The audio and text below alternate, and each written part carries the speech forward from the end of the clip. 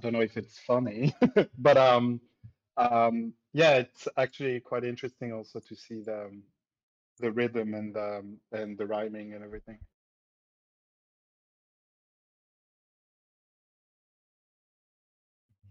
Yeah, from what I can tell, reading the some of the literature on Baudelaire, like the musical quality of his poetry um, is really integral to it.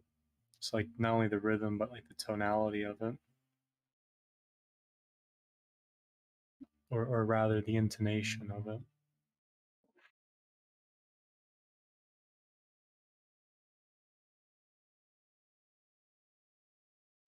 It's also the whole 12 beat thing, and 4 lines, 4 lines, 3 lines, 3 lines. That and there's usually a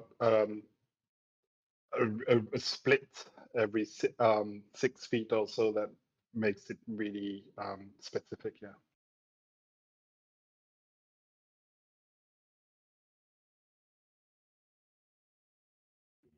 That's interesting. Are you saying it's in it's meter, or is it like quatrain quatrain?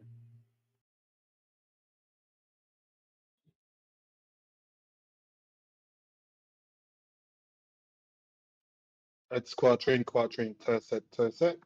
But then I think I don't know what you mean by meter exactly, because there would be a meter. Yeah, when you said foot, I was thinking like the difference between like an IM and say a dithyramb or something like that.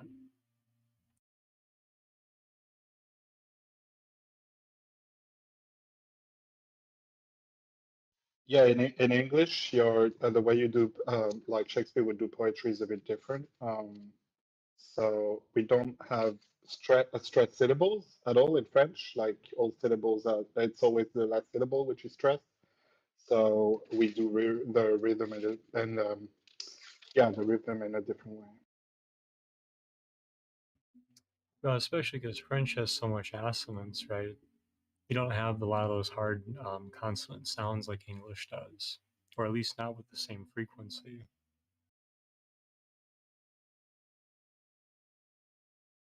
Well, we will give everyone a moment to join. Try to give a little bit of extra time. Usually, my announcement goes out a little earlier, so we'll just see how this works. But we'll probably give it just a moment, and then we'll dive in. So, how's everyone doing? Is everyone ready to go back and discuss 2.5?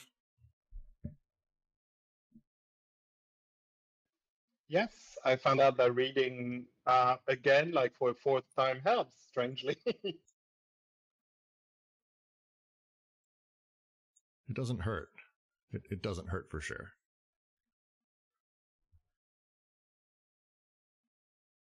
But we'll give everyone a moment to join, and then we'll dive in. I'm for those of us, and I'll start sharing the PDF on screen as well. We are in the middle of page 103. The paragraph that starts books like those are nauseating. We will do a continued reading of all of this, and we'll continue to move. And then at some point, I expect us to finish, and we will simply begin a larger discussion around everything that is section 2.5. So with that, I think I'm going to go ahead and excitedly dive into all of it. So, as always, thank you very much for joining us today on the Deleuze and Guattari Quarantine Collective. We are continuing our reading of Anti-Oedipus, now the second time around. We're in section 5 of chapter 2, as we go through the conjunctive synthesis of consumption consummation, which essentially is actually just a very long section explaining all the broken parts of things that came before, especially Oedipus, which we're mostly going to be shitting on for the next 20 minutes and then having a larger discussion around. As always, you can find us on Twitter at D&GQC. Patreon, if you're willing to support, every dollar helps us break even. DGQC on Patreon, and our YouTube channel as well, for those of you who care about such a thing. So with that, I think I think I'll dive in. Any last notes, any big things, any stuff going on that we should be chatting about before I dive in?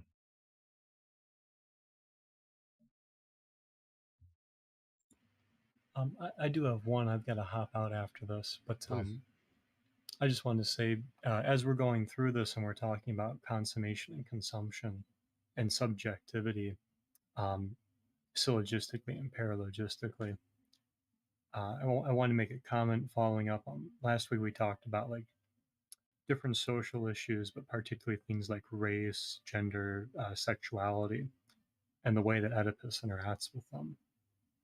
I just wanted to kind of restate this as we're going through this, that um, it's not necessarily that Oedipus effaces all that, right? Like, there's not necessarily a sense of true erasure there in the sense of like obliteration, right? What's kind of interesting about how they're laying out this paralogism, and especially when they get into S1, but even with the Fanon example, right? There's a way in which race and these other affects are still kind of present, but when we deal with them paralogistically and in terms of like subjectivity and their intensities, something really interesting is happening to them, right? That Fanon example gives us something to pause and reflect on.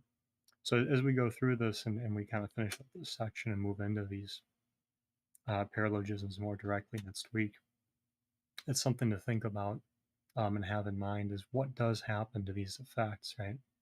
How does Oedipus engage race, things like race or sexuality, but also as that is Deleuze and Guattari, right? How does it displace those?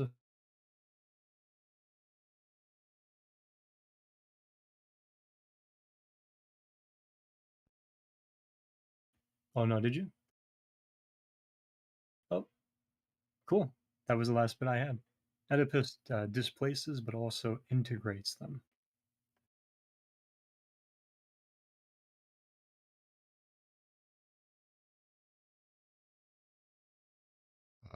That's a fantastic preview of how the rest of this section plays out. So thank you very much, Jack.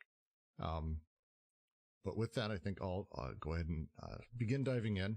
And again, we're middle of 103. We have just finished, just a short recap because it's worth it. We have just finished discussing sort of the history books that talk about all of the different realities of Oedipalization of history and historic peoples, from Hitler to the German people, to Luther, to God, to Christian, to 16th century church, whatever it may be, playing with the idea that all of this is because these people were not properly Oedipalized, sort of rebuilding the past of history. So with that, I'll continue on. Books like these are nauseating. Let's not dismiss them by saying that they belong to the distant past of psychoanalysis. Similar books, a lot of them, are still written today. Let's not say that it is merely a question of a careless use of Oedipus. What other use could be made of Oedipus? Nor is it a case of an ambiguous dimension of applied psychoanalysis. For all Oedipus, Oedipus in and of itself, is already an application in the strictest sense of the word. And when the best psychoanalysts forbid themselves historical-political applications, we can't say things are much better, since the analysts retreat to the rock of castration presented at the locus of an untenable truth that is irreducible. They closet themselves in a phallocentrism that leads them to think of the analytic activity as always having to evolve within a familial microcosm. And they continue to treat the libido's direct investments of the social field as simply imaginary dependencies on Oedipus, where it becomes necessary to denounce a fusional dream, a fantasy of a return to oneness. Castration, they say, is what separates us from politics. It's what makes for our originality as analysts. We who do not forget that society too is triangular and symbolic. Very simple paragraph. I'm very tempted to just simply dive directly into the next group. Discussing about how all of this is sort of rewrapped and everyone's so very, very excited to bring things into Oedipus and that everything ultimately becomes triangulated. They're about to do the takedown on this, but if anyone has any comments, I'd love to hear.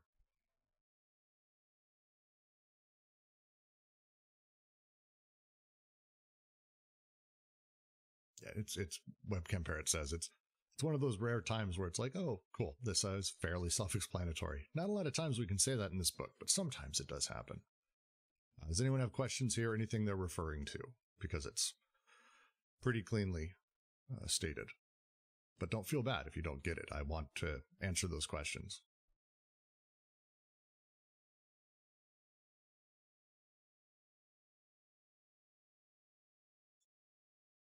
All right. Well, then I'll move on to the next paragraph so we can get into something that isn't quite as clear. If it is true that Oedipus is obtained by reduction or application, it presupposes in itself a certain kind of libidinal investment of the social field, of the production and the formation of this field.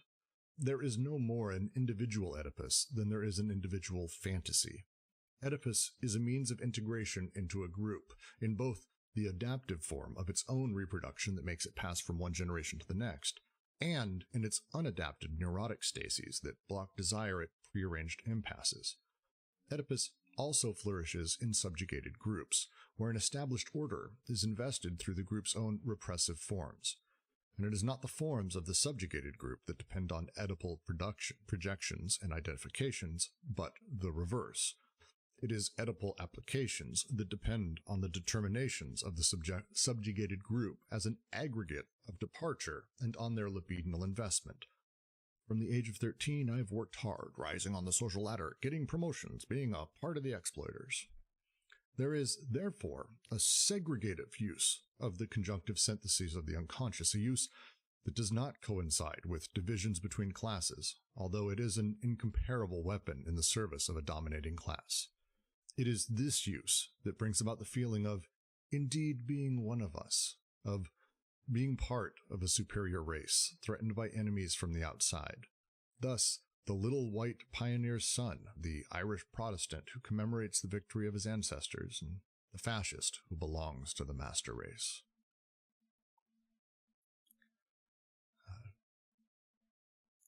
Take this down bit by bit, less obvious of a passage this time around. As we've talked about before, and as they've talked about sort of throughout the first section, and they will continue to, the reality is that something like this doesn't exist on a purely individual level. Their argument is that we have these large-scale groups. Oedipus works basically by playing with social norms and talking about such things. We need you to be Oedipalized so you integrate into society.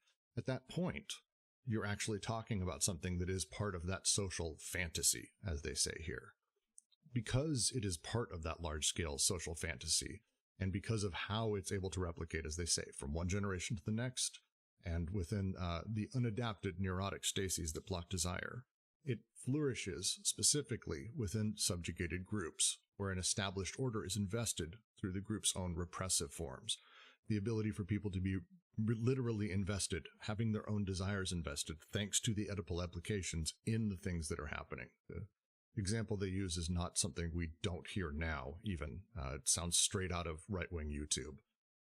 I've always worked hard. I rose the social ladder. I did this, getting promotions. I've been part of the exploiting class. I am part of the group that is the elite. We see that a lot now. And because of that sort of nature of Oedipus splitting things up, they talk about it here as the segregative use of the conjunctive syntheses of the unconscious. Remember, there's a lot of ways to use the conjunctive syntheses, but the segregative use as I split off and I separate myself from others, as I create my own subjectivity, as I sort of spot myself and play with such things, even saying I, to be frank, is a pretty serious challenge, and such a thing allows us to pretend that we are one of us, or that I have fixed myself for the larger class that is in sort of large-scale social power, ruling the hegemony. This is my interpretation of how they're talking about it here. Very open, though. Yeah, I think that's a good way of looking at it. I think something else maybe worth pointing out here is that sometimes I see people sort of comment on Anti-Oedipus and they're like, oh, it's just a polemic against Oedipus. And it's like, okay, yes. But I think more importantly, and what they're sort of affirming here, is that Oedipus is an example of a specific problem. of a specific way of doing things, of triangulating things, pushing things into certain boundaries. And then we can apply this like same specific criticism of the example of Oedipus to other systems like that. And they're doing that here when they're talking about, the person sort of integrating themselves into society in a certain way because of Oedipus and things.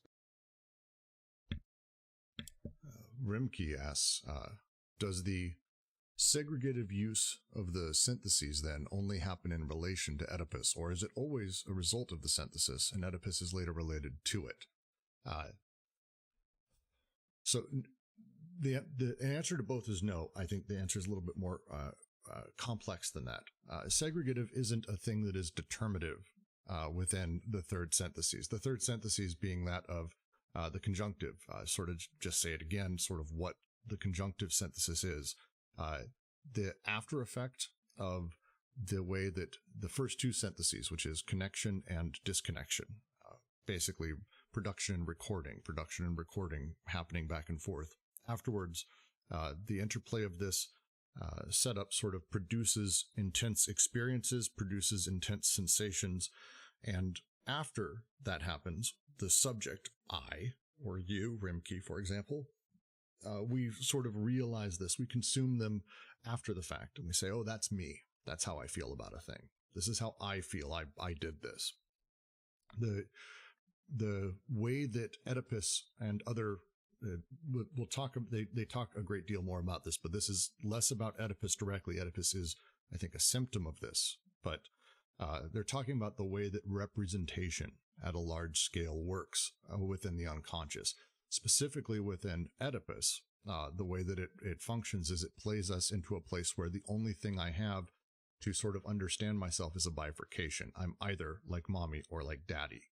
That's it. There's no sort of, maybe daddy, mommy, uncle, the example they use, the uncle who's out for war, the unemployed aunt, the cousin, the neighbor, there's this large tapestry of people, but Oedipus literally says that, boom, everything has to be one of those two. And you start at this point separating not only those around you into one of two and having sort of everyone represent mommy or daddy, but because this sort of nature impinges upon you, suddenly you start segregating everything and you start playing into the place of, I am this race, I am with this group, I am Oedipalized, I am not Oedipalized, the sort of nightmare that sort of comes with that.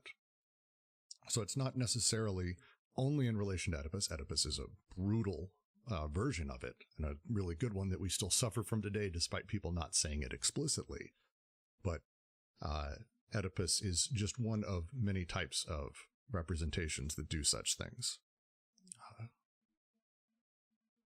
Oedipus is a phenomenal example of it. They're going to get a great deal more into representation, how it functions in Capital, Chapter 3, which is going to take us a lot more than 3 readings to get through a few of those sections. But this is how they talk about it. They talk about it a few times, and also how Guattari talks about it afterwards in a handful of texts. Is that close? Any edges to that we should be adding? Any thoughts, secondary thoughts, anyone? Yeah, just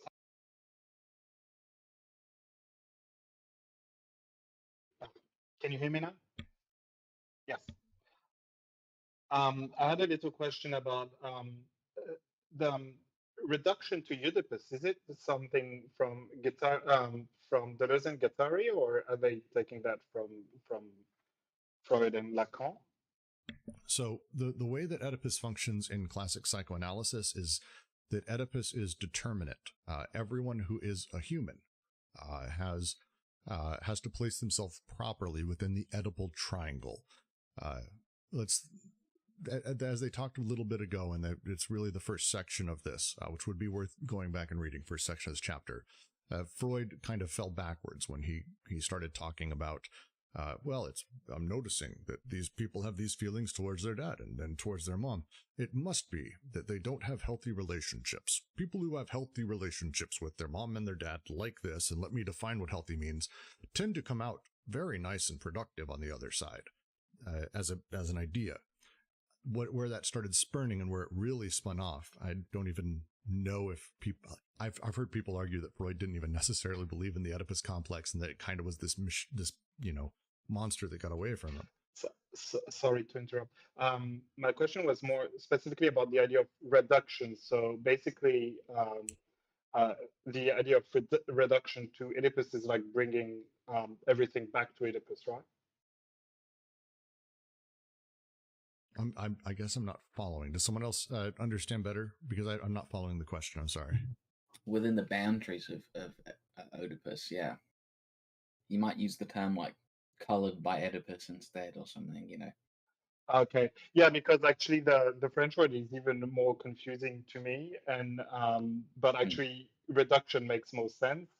Now I've spotted it, but even what you said also helps too. Thank you. You could say it's like a bias or something. It is a reduction, but it's like not clear what they necessarily mean.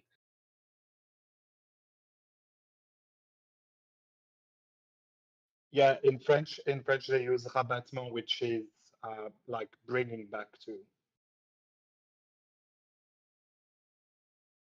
or like folding back to. Interesting. They use a lot of that folding talk inside of this. Interesting. Yeah, we'll speak about folding at the end because I'm still a bit confused. We'll get there. To continue to the next paragraph. Oedipus depends on this sort of nationalistic, religious, racist sentiment, and not the reverse. It is not the father who is projected onto the boss, but the boss who is applied to the father, either in order to tell us, you will not surpass your father, or you will surpass him to find our forefathers. Lacan has not demonstrated in a profound way the link between Oedipus and segregation. Lacan has demonstrated in a profound way the link between Oedipus and segregation. Not, however, in the sense where segregation would be a consequence of Oedipus, subjacent to the fraternity of the brothers once the father is dead. On the contrary, the segregative use is a precondition of Oedipus, to the extent that the social field is not reduced to the familial tie, except by presupposing an enormous archaism, an incarnation of the race in person or in spirit. Yes, I am one of you.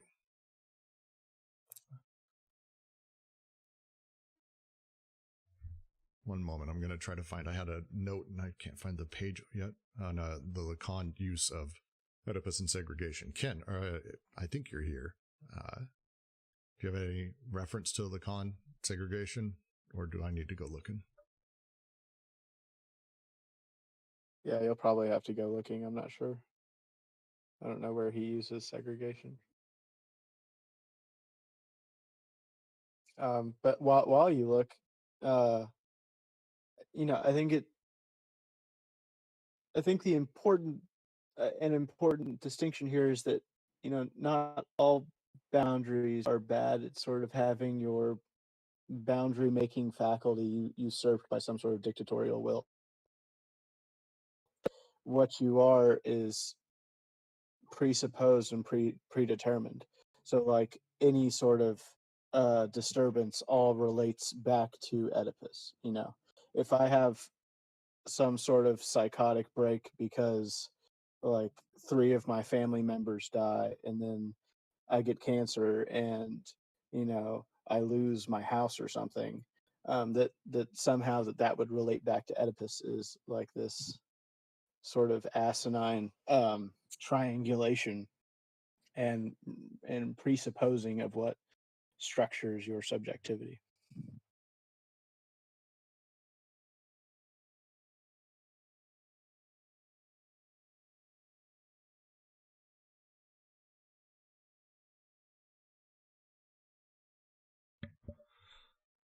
This the Lacan line goes back, and it's the same one. I've linked to this a couple times. It's one of my favorites. I'm posting it in the chat. It's once again the conversation between the patient that Lacan brings up, who talks about his father who saw the transvestite prostitutes. It's the term they use. And the father was angry and hateful towards them. Those guys should all be killed, saying awful things. The patient really had his feelings of his father ruined over such a thing. The quote goes, there are many references in Lacan, mostly during the 70s, where segregation is linked to power struggle, to history, to capitalist pseudo-discourse, and to science. However, in Seminar 18, Lacan claims, quote, it should be said there is no need for ideology for racism to be constituted. All that is needed is a surplus jouissance that is recognized as such. We can see from this quote that beyond any identification, beyond any imaginary tension, any logic of mass culture or historical factors, Lacan refers to jouissance as that which is at the heart of the matter of segregation. We clearly understand that what is usually denied is the jouissance of the other, but this is not the most interesting part. It is here we can retroactively think of the scope of another of his traits, one from his early teaching, going back 20 years in his work to the point during his research on paranoia. Lacan states, quote, when he attempts to show that it is precisely the cacan of his own being that the madman tries to get in the object he strikes.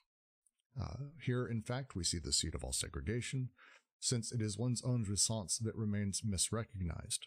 It is when something of this jouissance returns from the other that the most fundamental denial sets into drive emotion in order to attack it. Even though psychoanalysts may subscribe to movements that make fundamental rights into consideration, and I think it's desirable they do, they always have on the horizon the limits of what is at stake at this level. There is a real hatred of extremism and fanaticism at the root of segregation. This real can only be treated on a case-by-case basis, taking into account the subjective logic of the individual who professes it. Even so, if psychoanalysis can open up a question about this, it would be a valuable contribution to the world. It's a wonderful little note on sort of the nature where hate comes from. To bring that back to this paragraph, Lacan's concept of the fraternity of brothers and talking about sort of how society at once works when the father is dead, this is not necessarily where it comes from. As they say, the segregative use is a precondition of Oedipus, to the extent that social field is not reduced to the familial tie except by presupposing an enormous archaism, an incarnation of the race in person or in spirit. Yes, I am one of you. The ability to sort of reinforce that precondition is the nature of what Oedipus does, the preconditions of all of that, because it's sort of subsumed into what Oedipus is itself.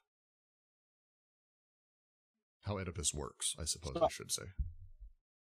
I might have something here, unless you want to move on. No, I find this actually pretty fascinating because it's incredibly relevant to today's world. Okay, so I have an example. So representation and segregation. So where does the enjoyment come from for flying like a Blue Lives Matter flag or an All Lives Matter flag? It's not that I enjoy from some sort of direct holistic identity. My enjoyment comes from what that representation excludes. So I enjoy the All Lives Matter flag because it excludes the Black Lives Matter notion or something like this. And so, I mean, that's sort of the psychoanalytic sentiment in this realm of segregation and enjoyment, is that the enjoyment isn't necessarily a cohesive group identity, like in some sort of positive sense. The cohesion and the group identity, the enjoyment that secures all of this, is predicated on an exclusion, on a persona non grata, on an enjoyment of the other that is feared. And then representations are used to secure this. I like that. Holland says similarly, historically, the content or rationale for segregation has varied considerably. Totem, clan, religion, race, nation, sorority, fraternity, sports team, and so on. But the form of the illegitimate synthesis remains the same, on the basis of a segregation aligning the subject with a superior us, versus an inferior them. A fixed sense of identity arises that rejects as undesirable the multiform possibilities of nomadic subjectivity. It's the nature of, again, on the one side you have the paranoiac, on the one side the schizo. The paranoiac demands knowledge and the understanding and belief of segregation and tying two things. Oedipus, by utilizing representation the way it does, illegitimately uses that last synthesis right before you're created, as it starts creating those sensations and putting those things together. It creates that moment where it says, oh, this is actually what you are. I am a white man. I'm an American. I am tall, straight, cis, monogamous, not into poly, like all of these things that I am versus the things that I am not, which is also implicit. It's one of the things Oedipus and other representations do, Oedipus being kind of a brutal one, again, because the natural binary of what you have a choice of is to identify with mommy and daddy. The nuclear family is just an awful version of this. But ultimately, it reduces, as he goes on to say, the nuclear family, the segregation of it, reduces to only two the range of subject positions generated within it. The object of desire, agent of prohibition, mommy, daddy. That's why Oedipal subjectivity is so abstract, guilt-ridden, and modern, because its entrapment in this narrow confines of the nuclear family as a segregated institution of reproduction under capitalism. It's a very, very particular setup that the entire thing operates with. But to continue, I'm going to read the next paragraph because it flows off of the Lacan quote and what Ken was just saying. This is not a question of ideology. There is an unconscious libidinal investment of the social field that coexists, but does not necessarily coincide with the preconscious investments or with what the preconscious investments, quote, ought to be. That is why when subjects, individuals, or groups act manifestly counter to their class interests, when they rally to the interests and ideals of a class that their own objective situation should lead them to combat, it is not enough to say they were fooled. The masses have been fooled. It is not an ideological problem, a problem of failing to recognize or of being subject to an illusion. It is a problem of desire, and desire is part of the infrastructure. Preconscious investments are made, or should be made, according to the interests of the opposing classes, but unconscious investments are made according to positions of desire and uses of the synthesis, very different from the interests of the subject, individual, or collective who desires. It's a lot. It's a lot at once. Any questions on this before we dive further into how the investments operate? Well, Michael's right. This is, I'm trying not to talk about ATP at all. This is 100% about what it means to live a nomadic life versus sort of the opposite. This is more talking about the opposite, though. They don't quite get into that. Everyone is still here, Misha.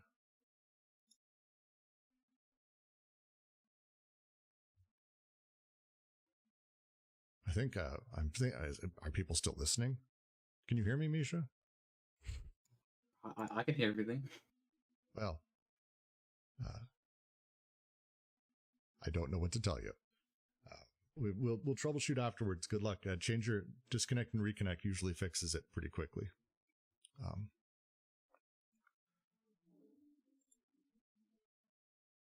Any questions, thoughts around this? Because they're talking about, again, a thing they've brought up very lightly, but they're starting to get into the idea of preconscious versus unconscious investments, which is its own really difficult, fun thing. Does anyone here want to take a crack at it? Because I don't have a smart way of saying it.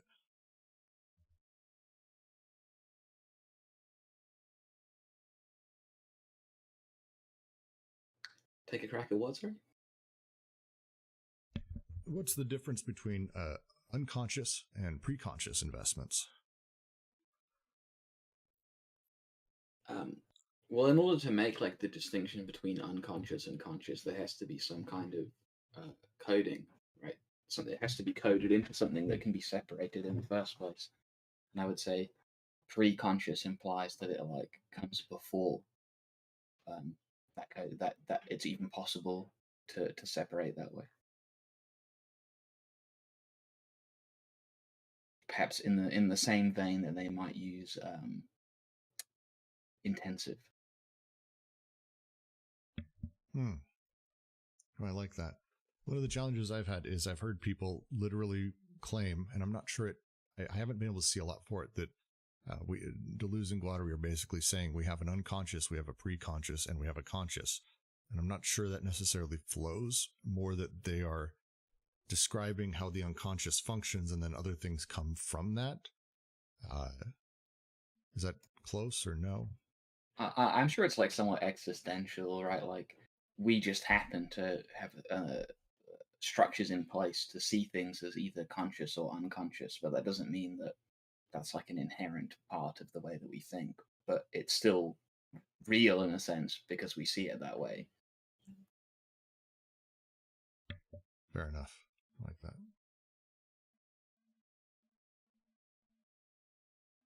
So is everyone following so far? Because now we've gotten into, this isn't a matter of ideology, which you will hear turn on the news. They'll talk either about Trump supporters or Biden supporters, the right or the left, as all of these things are being done by ideology. That the matter of a Trump supporter or someone who's on the right wing, why are the poor whites voting for someone who's so rich? It's in their best interest to go otherwise. That's just because people lied to them or they tricked them with gun rights or whatever. The argument here is no, it's not that at all. It's because of the nature of the structure we've placed the unconscious in. They actually are demanding the segregation. They're demanding that they be the thing that they think they are, or that society has built them to believe that they are. And as soon as they've started segregating themselves out, they've started exactly separating out other people too. So it's a lot. If anyone has questions, though, very much. Ken asks, isn't this also a problem with the notion of pure identity in general? In order to make X to X equals X, I have to exclude everything that is antithetical to that pure identity? Yeah, well, yes. I think the bits I was reading from Holland, I think, really state it very clearly that in order to align with an us, there has to be a them. It's the nature of representation is that it is exclusionary and separating, and separates out what could be dozens of connections, millions of connections, millions of possibilities, and odd combinations of things that we can't even necessarily lay representation to. But instead, the moment I say that I'm white, that has connotations to it, and it becomes a thing, because it also means that all of you are not. Race being one of the easier, more obvious ones, but class being a very, very nice other one. All right, I will move to the next paragraph. These investments of an unconscious nature can ensure the general submission to a dominant class by making cuts and segregations pass over into a social field, insofar as it is effectively invested by desire and no longer by interests. A form of social production and reproduction, along with its economic and financial mechanisms, its political formations, and so on, can be desired as such, in whole or in part, independently of the interests of the desiring subject. It was not by means of a metaphor, even a paternal metaphor, that Hitler was able to sexually arouse the fascists. It is not by means of a metaphor that a banking or stock market transaction, a claim, coupon, credit, is able to arouse people who are not necessarily bankers. And what about the effects of money that grows, money that produces more money? There are socioeconomic complexes that are also veritable complexes of the unconscious, and that communicate a voluptuous wave from the top to the bottom of their hierarchy, the military-industrial complex. And ideology, Oedipus, and the phallus have nothing to do with this, because they depend on it rather than being its impetus. For it is a matter of flows, of stocks, of breaks in the fluctuations of flows. Desire is present wherever something flows and runs, carrying along with it interested subjects, but also drunken or slumbering subjects toward lethal destinations.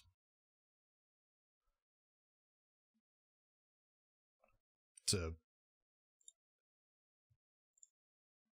Hitler gets the fascists hard in the French version.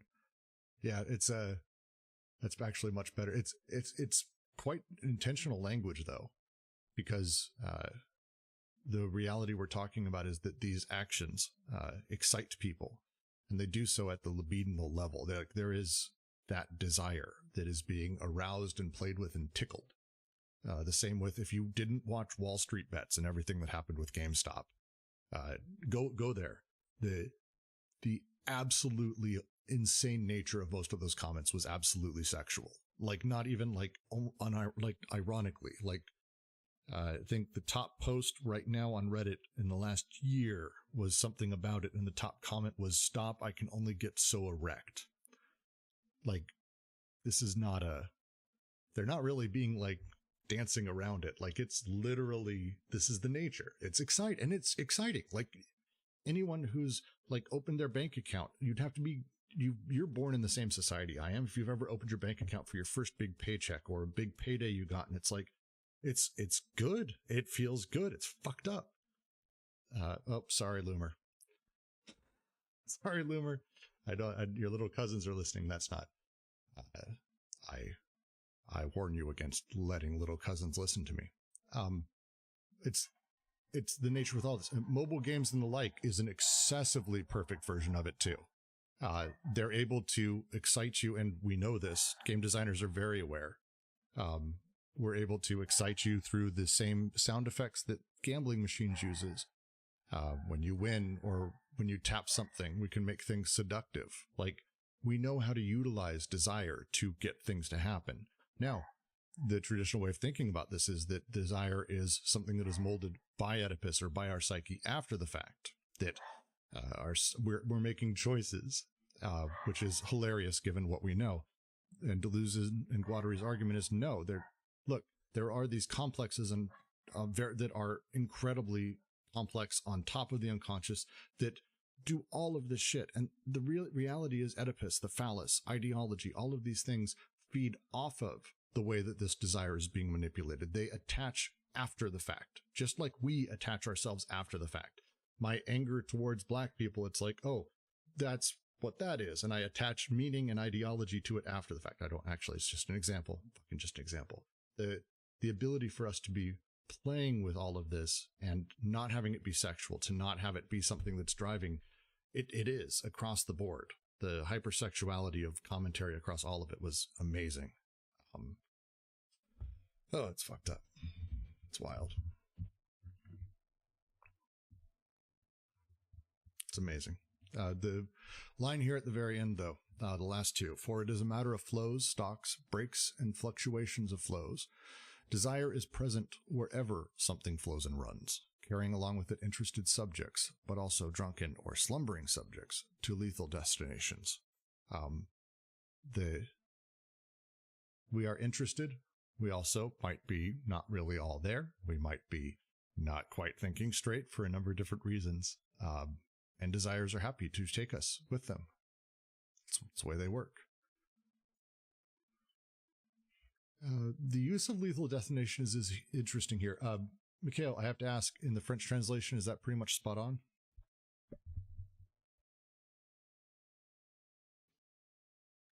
Sorry, I was just getting a charger. What's the English? Where is it? It's the drunken or slumbering towards lethal destinations, the end of the paragraph.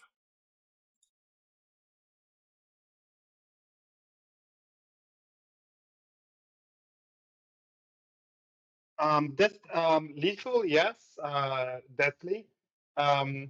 Destination is a bit different in French.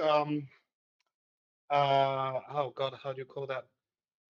It's actually using a word that how do you say the part of the river that flows into the sea?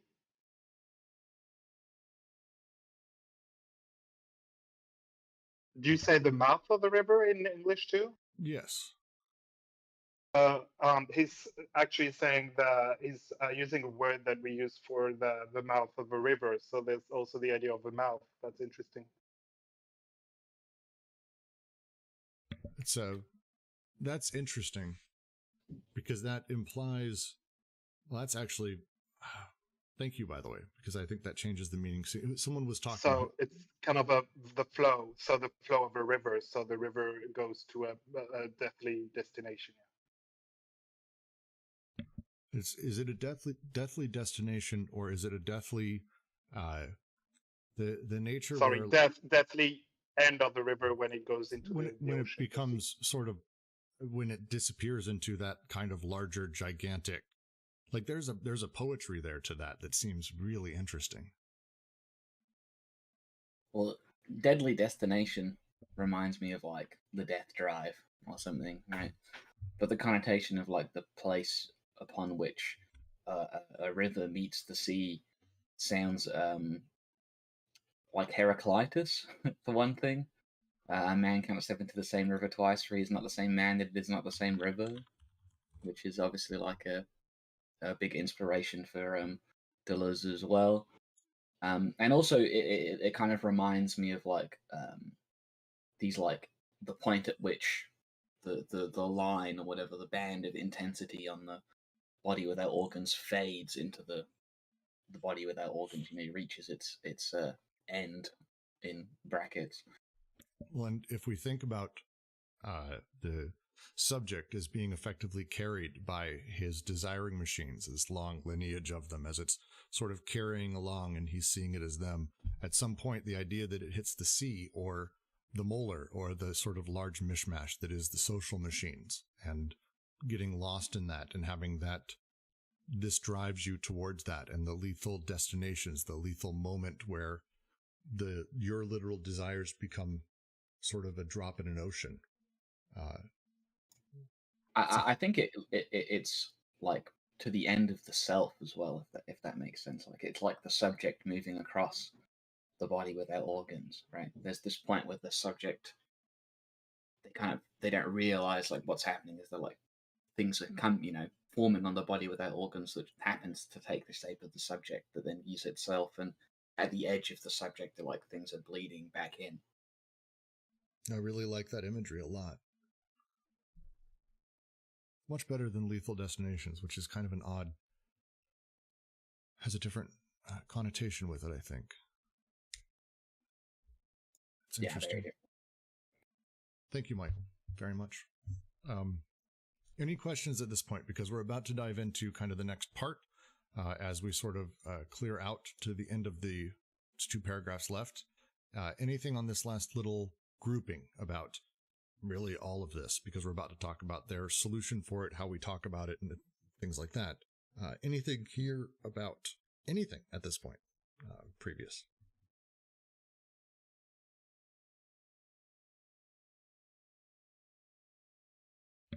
All right, I'm going to continue to read, and then here's what's going to happen. I'm just going to bust through the next 2 paragraphs because they are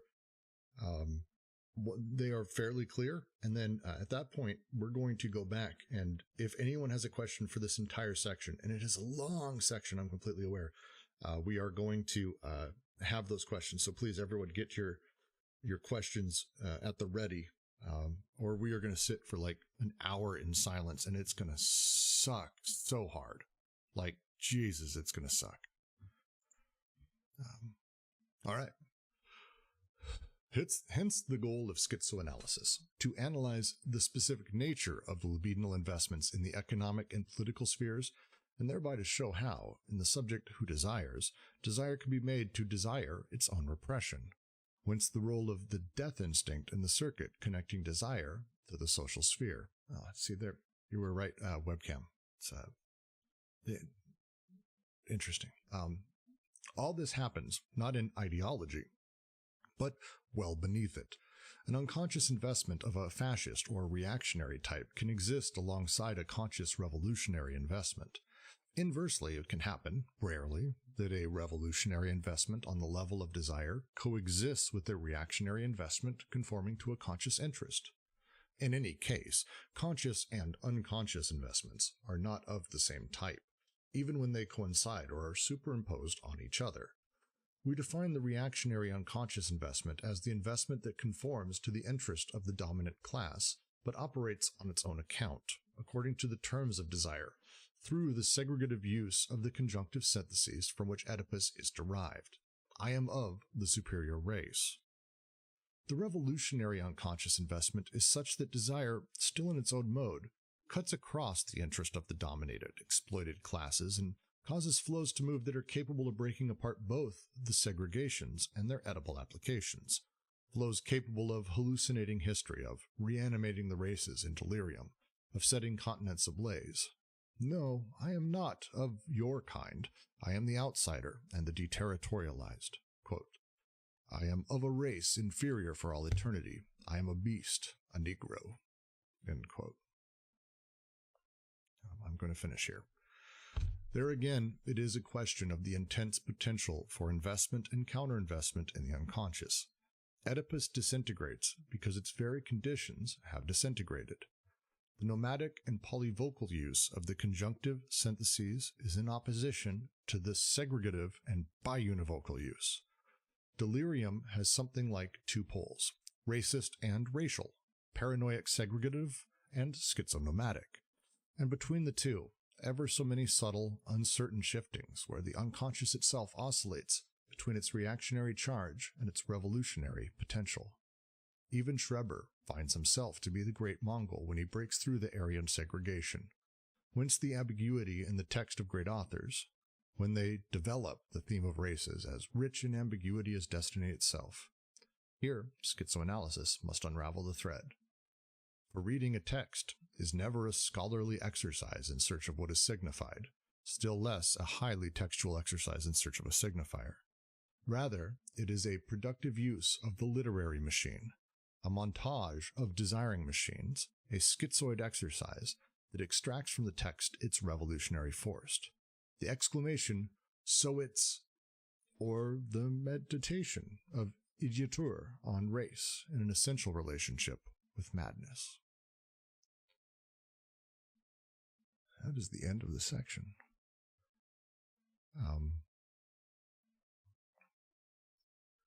Yeah, So I mean, I think there's a lot to say there. I think that whole last section on that last page, I could almost rant endlessly about what they're talking about with like a literary machine in the text. There's an essay by Foucault that seems like very similar to this, and obviously Deleuze and Foucault were quite close, called "What is an Author," where he sort of pontificates on the authorial. I can't remember he uses the word like machine, the author machine or the author process. But I actually want to go back to the earlier bit first, when they talk about the revolutionary, sits alongside the fascist just fine.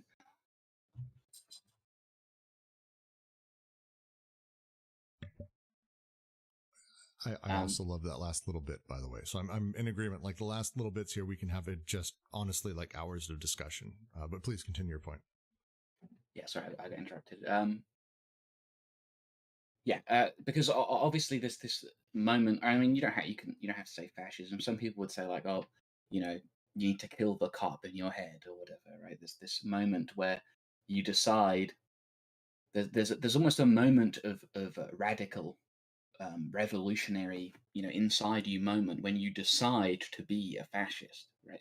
All fascist moments are born from some kind of territorialization that is of itself radical, right? That is of itself revolutionary. You're deciding the thing ends here, and there's that moment is always waiting, like behind the fascism, and it's about being open. That's like the difference, right, between like the schizophrenic process is that you're more open to these radicalizations continuing. That's the demanding that knowledge is like a very particular thing. It's an easy trap to fall into. I do it myself all the time. It's a very easy thing as you're reading and this is what this means. It's this thing right here. Versus the ability to sort of, as they say, have the text as a literary machine, a schizoid exercise that extracts from the text a revolutionary force. It's an amazing wording of the entire thing instead of playing with its revolutionary representations, which I think is would almost be hilarious if someone were to say this about this book. The reality is they're saying, no, it's about the opposite. It's about not talking about what a thing is. It's about instead utilizing any text or anything as this process. And I just adore that line of thinking. It's not easy. It's tough, especially when you're raised quite the opposite. And it's a habit that we form. It's a habit that gets put into us easily. I mean, this is like the new popular notion, right? That the author's intention has ultimate say over what a certain text says or whatever. Like author statements about a text are like the author said it, so that's what it is, right? And we have there's like this hierarchy, this strange hierarchy where the author like sits above the text. When for most of history it was not like that. That's kind of like a thing that came along with property rights in the 1800s, right? So it's like a cultural phenomenon. And I think it's funny because they're kind of doing the opposite. They're reaching the same conclusion, but they're doing the opposite of what Derrida does, where they're saying actually a text is like any other thing, and Derrida kind of says like, well, any other thing is just like a text. I like that. I You think can- you would probably piss off a Deleuze person or two, but I actually, that's really spot on. I actually totally agree with that. I mean, I think I was making this point in another discussion just recently, actually. That's great. They definitely have their similarities. I mean, there's a lot of differences as well. I'm sure I could be very critical in a Derridian way or whatever of what they say at the end there, but I'd rather be constructive, you know. Yeah, and there's like this notion of why should we stop? Why should we stop interpreting? And I guess that's quite like a Nietzschean thing as well. Like why do we stop? Why do we like say we want to stop this affirmation of pure difference, which is like something that Deleuze talks about in his book on Nietzsche. That there's like a difference. There's a difference between like a Hegelian like dialectic or whatever, like something on the inside, like you take the whole or whatever, and then eventually within the whole something arises to challenge the whole. And it's like, no, why don't we just treat things actually as other, as actually different, and leave it open to viewing it outside of our own context in that way, or in a wider context.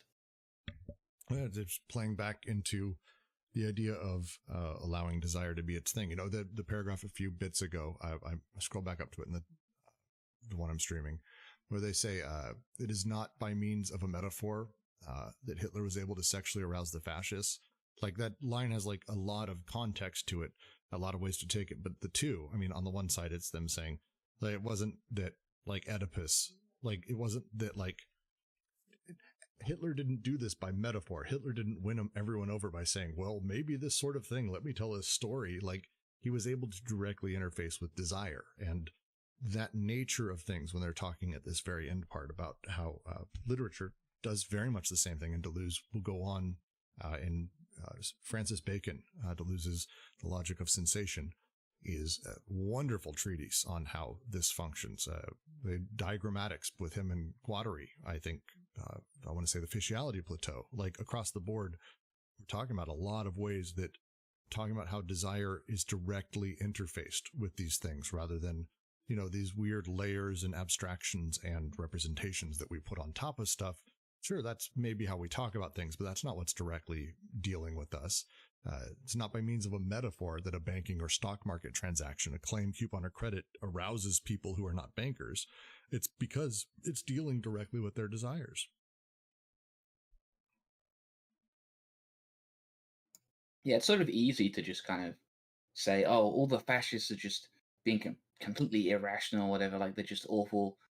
And then, like, there's nothing substantive, like, to them at least. Obviously not to us, but to them, there's something substantive to what they're doing. It's not just like this from the air, you know, thing. Like, Hitler was successful because he was convincing.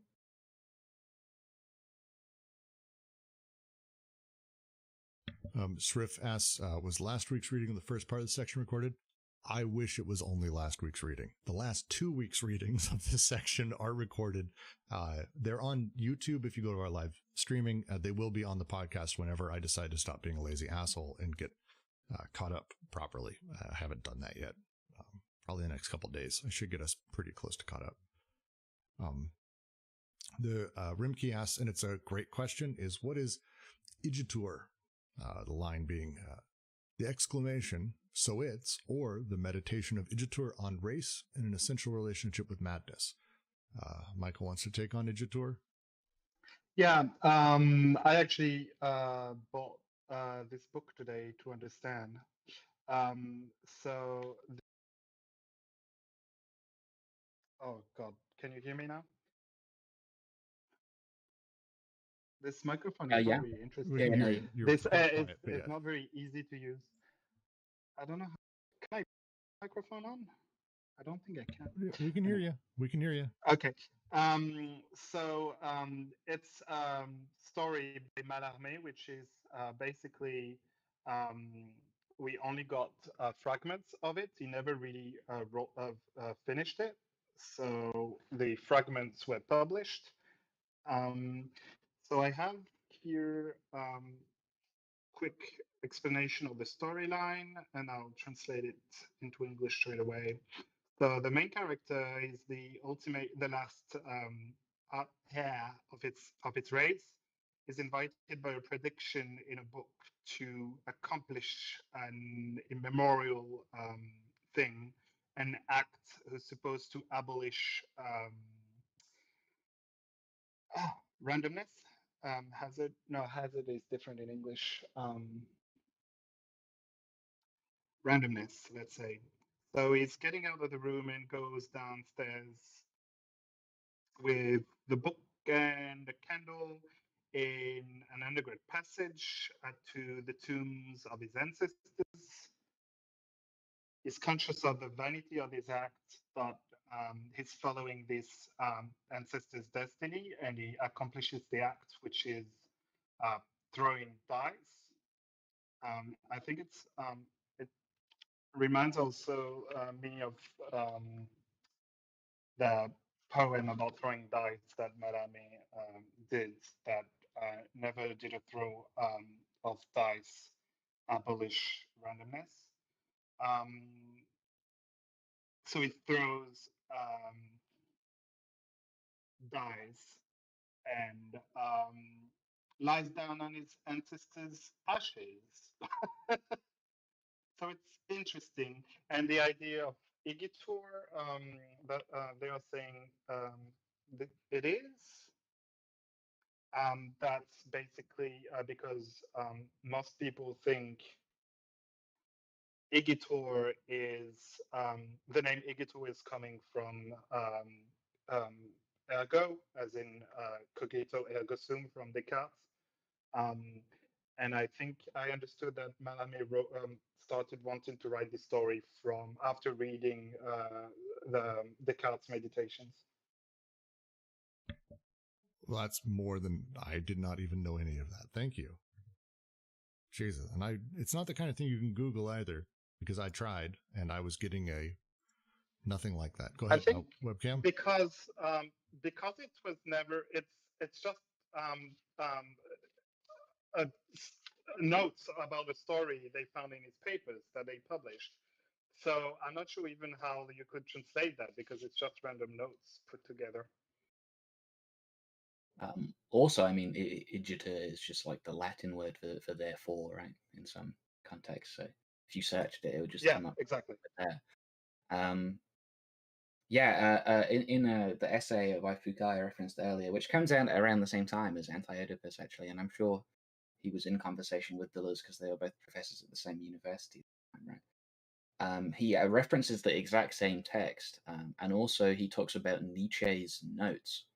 How, should we consider all of Nietzsche's notes and like his laundry bill or whatever to be part of his writings? Does he have, does the authorial process extend even to that? And I think he uses like this Mallarmé text as an example, like of these notes that were kind of put together into some substantive whole, despite that having nothing to do, despite Mallarmé not actually doing that himself. And Derrida kind of takes that same point in that essay to its ridiculous extent when he does like Nietzsche's philosophy of umbrellas, takes the note left behind from Nietzsche saying, I have forgotten my umbrella, and using like some ridiculous notion of authorial intent, like creates an entire philosophy of umbrellas about, oh, what did Nietzsche mean when he said he forgot his umbrella? Um, that I think is quite funny, and it's almost like this idea of looking at a text in a certain way is like its own Oedipalization, like the authors at the top or whatever. It's like the master signifier. It's like the phallus.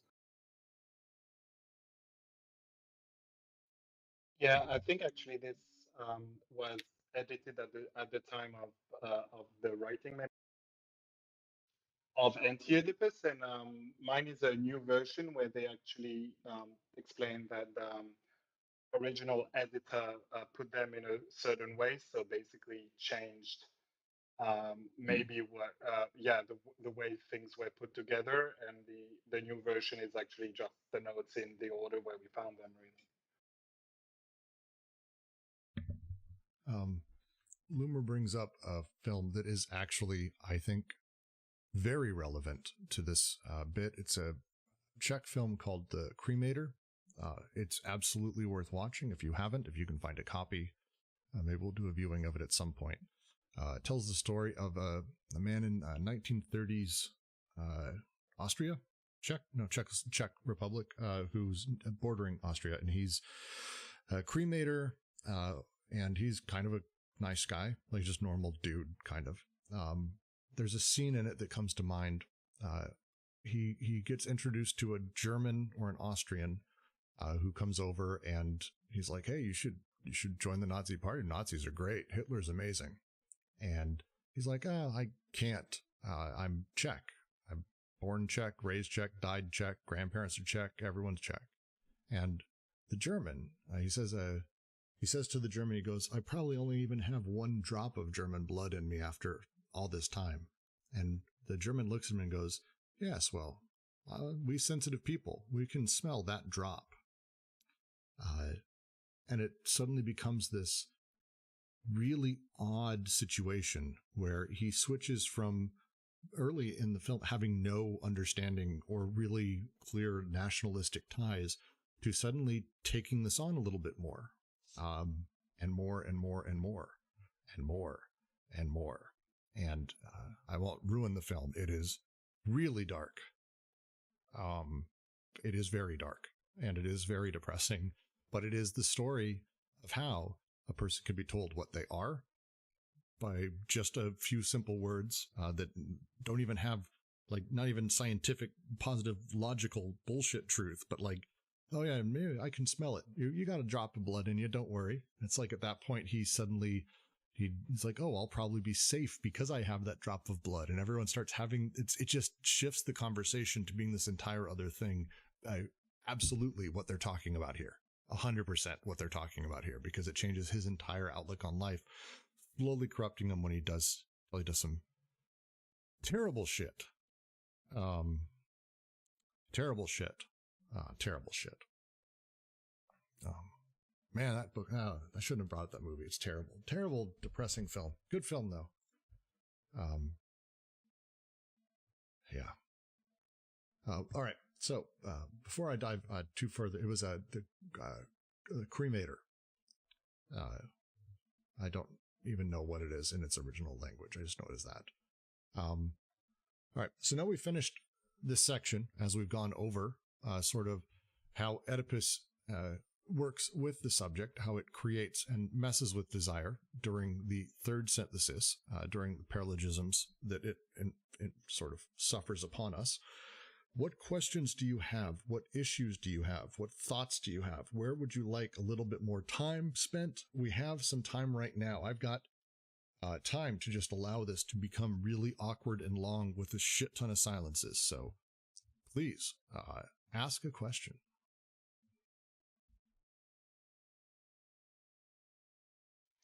I can start. I'm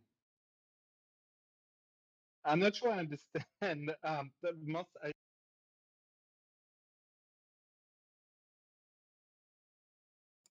Not sure you understand what, sorry? You cut out there. Sorry, mathematic stuff. And I'm still not sure I understand this idea that you fold um, you fold something and the four corners become three.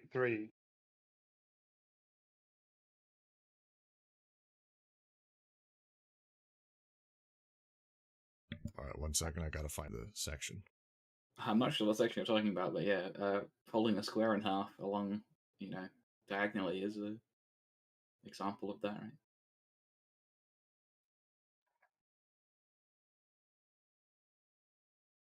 See, my 3D vision is crap. Like all squares are made of two triangles, right? Okay, so I guess mommy, daddy would be the same for those two people.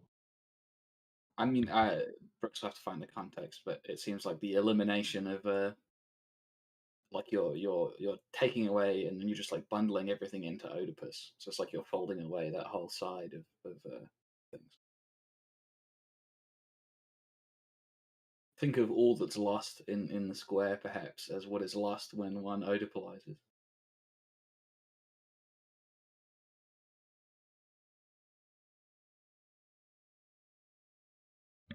So it's the top of 101, bottom of 100. To read the section aloud, the Oedipal operation consists in establishing a constellation of biunivocal relations between the agents of social production, reproduction, and anti-production on one hand, and the agents of the so-called natural reproduction of the family on the other. This operation is called an application. Then this is the line. It is as if a tablecloth were being folded, as if its four corners were reduced to three. From that moment, it is a foregone conclusion that the collective agents will be interpreted as derivatives of or substitutes for parental figures in a system of equivalence that rediscovers everywhere the father, the mother, and the ego. To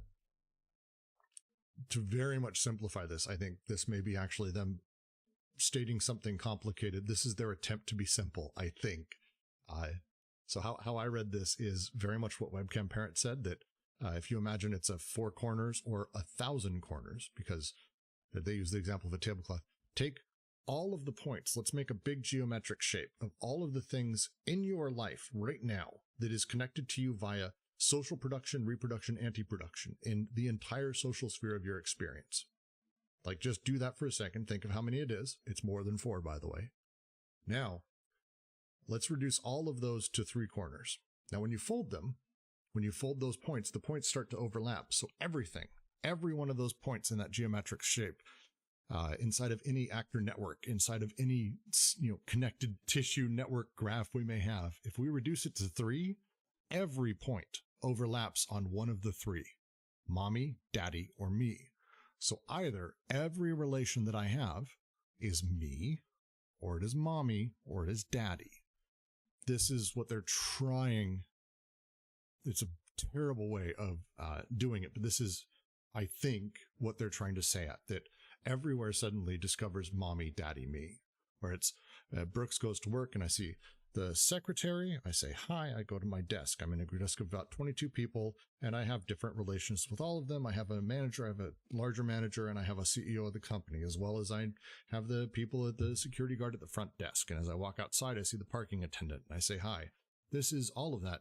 But my relations in all of this have to be reduced to 3 points. Everything does. That's the nature of Oedipus. It's the forced application of it. And it is absolutely something that these people sort of go with and people in general do. So it's why everything is, that's Brooks having a poor relationship with his dad, or he has daddy issues. A girl strips. Oh, she has daddy issues. Daddy wasn't around a lot, etc. I mean, maybe a different way of putting it is if we had like the tablecloth, right? And diagonally, whatever, it's blue on one side and it's red on the other. And blue is like all the stuff that could reasonably be Oedipal, right? And red is all the stuff that isn't. And then somebody comes along, Freud or whatever comes along, and he folds the tablecloth and he's like, it's a blue tablecloth, look, it's blue. And you're like, it's not, I know it's not blue, you folded it. Like, what about before you folded it? And he's like, I don't know what you're talking about, it's all blue. You can't show me a red part of this tablecloth, it all looks blue. I found that to a lot of the problems I have in general to understand this kind of text is I need to have a mind picture, and a lot of the time it's difficult to picture things. I think it's not. They're just using it as like another way of explaining it, right? I don't think it's necessary to understand it that way. Yeah, but it makes perfect sense.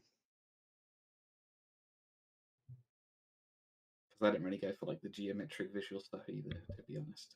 I'm trying. I tried to explain. It's again, I think your explanation's great. It's very simple. What they're trying to say here is just everything ends up being collapsed. It doesn't matter how many times. It reduces everything to these three. Everything to the three. That's why they use the four I plus think it's n. also. Sorry, I think it's another.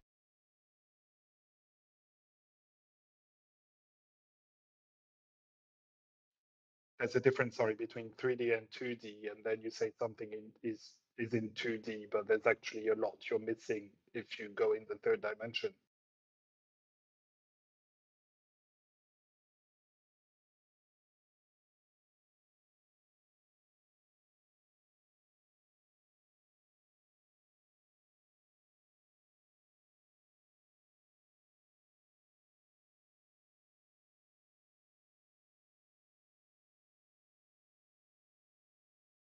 I'm going to think through ways to explain this better, but yeah, it's fair. Go ahead. I was just going to say, move on a little bit and say, how do we feel about the term paralogistic? What do we think that means?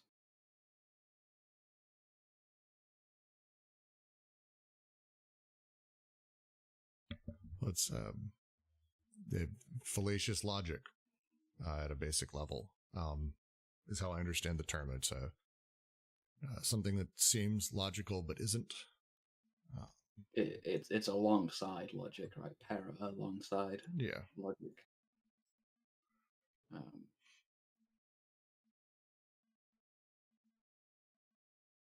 The use of paralogism is interesting here because it's contrasted with syllogism, and I can only assume that these terminologies and all of this ultimately stems from difference in repetition, from the syntheses he talks about there, and ultimately from Kant. But yeah, it's an odd term that I think has some baggage with it that I've never really super liked, but that's how I understand it here. Yeah, I guess I just don't really or I understand like the standard way it might be used, but I'm curious if anybody thinks that they're doing something special with it.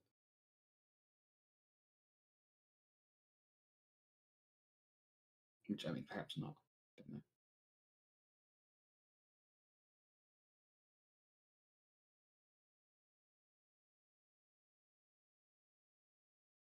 Yeah, it's I mean, it's got an extra layer to it here because so they specifically go out of their way saying that this isn't about tricking people, but again, paralogism, especially how Kant sort of talked about it and how he used it, there's a level of allusion to it in kind of its original intention.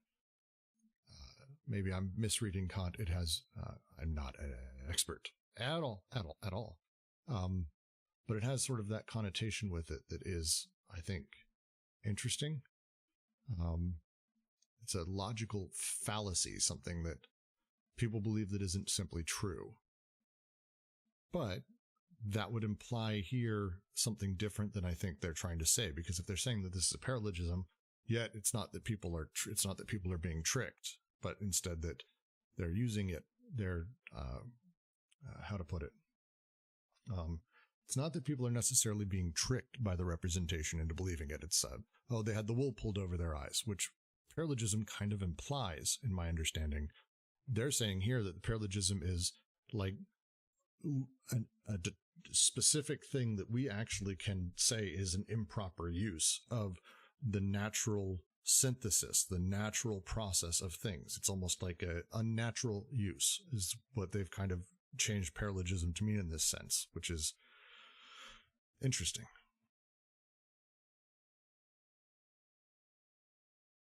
I mean, I think in some sense, especially over on like the Anglo-analytic side, there's like a temptation to say anything that doesn't logically follow is not true, right?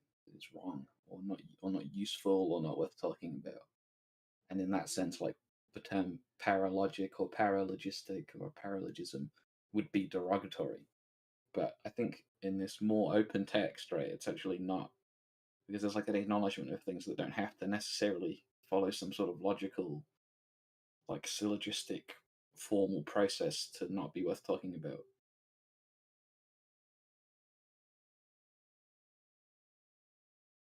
No, it's a giant question, because again, to just go back to the original sort of big usage in philosophies, Kant, and it's literally, and I'm sitting Googling it trying to find the quotes. It's paralogism is the result of false reasoning, which can't be the case here, because a paralogism in this case, it's not like there's reasoning that happens around it. There's no logic inside of the unconscious. That's not how it functions. Like it just doesn't work like that. So it's an odd use of it. Classically, it would have been viewed that way, though. Classically, reason was like a huge thing, reason and logic. Oh, everything has this basis of reason or logic, right? Which obviously they're breaking from here.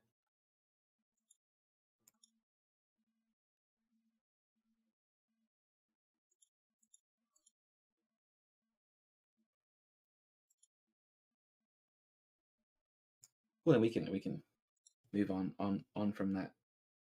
Oh no, it's a fair conversation. At some point, I'd love to actually. I think the use of the word and the use of syllogism as well, which is sort of the healthy, because they don't say it outright, but there is what they believe to be a healthy or a unhealthy way of utilizing the syntheses. One is a syllogism, the other is a paralogism. Like, it's not necessarily a moral definition of either or like full on judgment, but it kind of is. Like, it kind of is. There's a heavy implication that a paralogism's bad. Or improper, perhaps would be the term. Yeah, I think perhaps they're using it to suggest like improper unto what we're saying here is the process, right? Rather than some historical,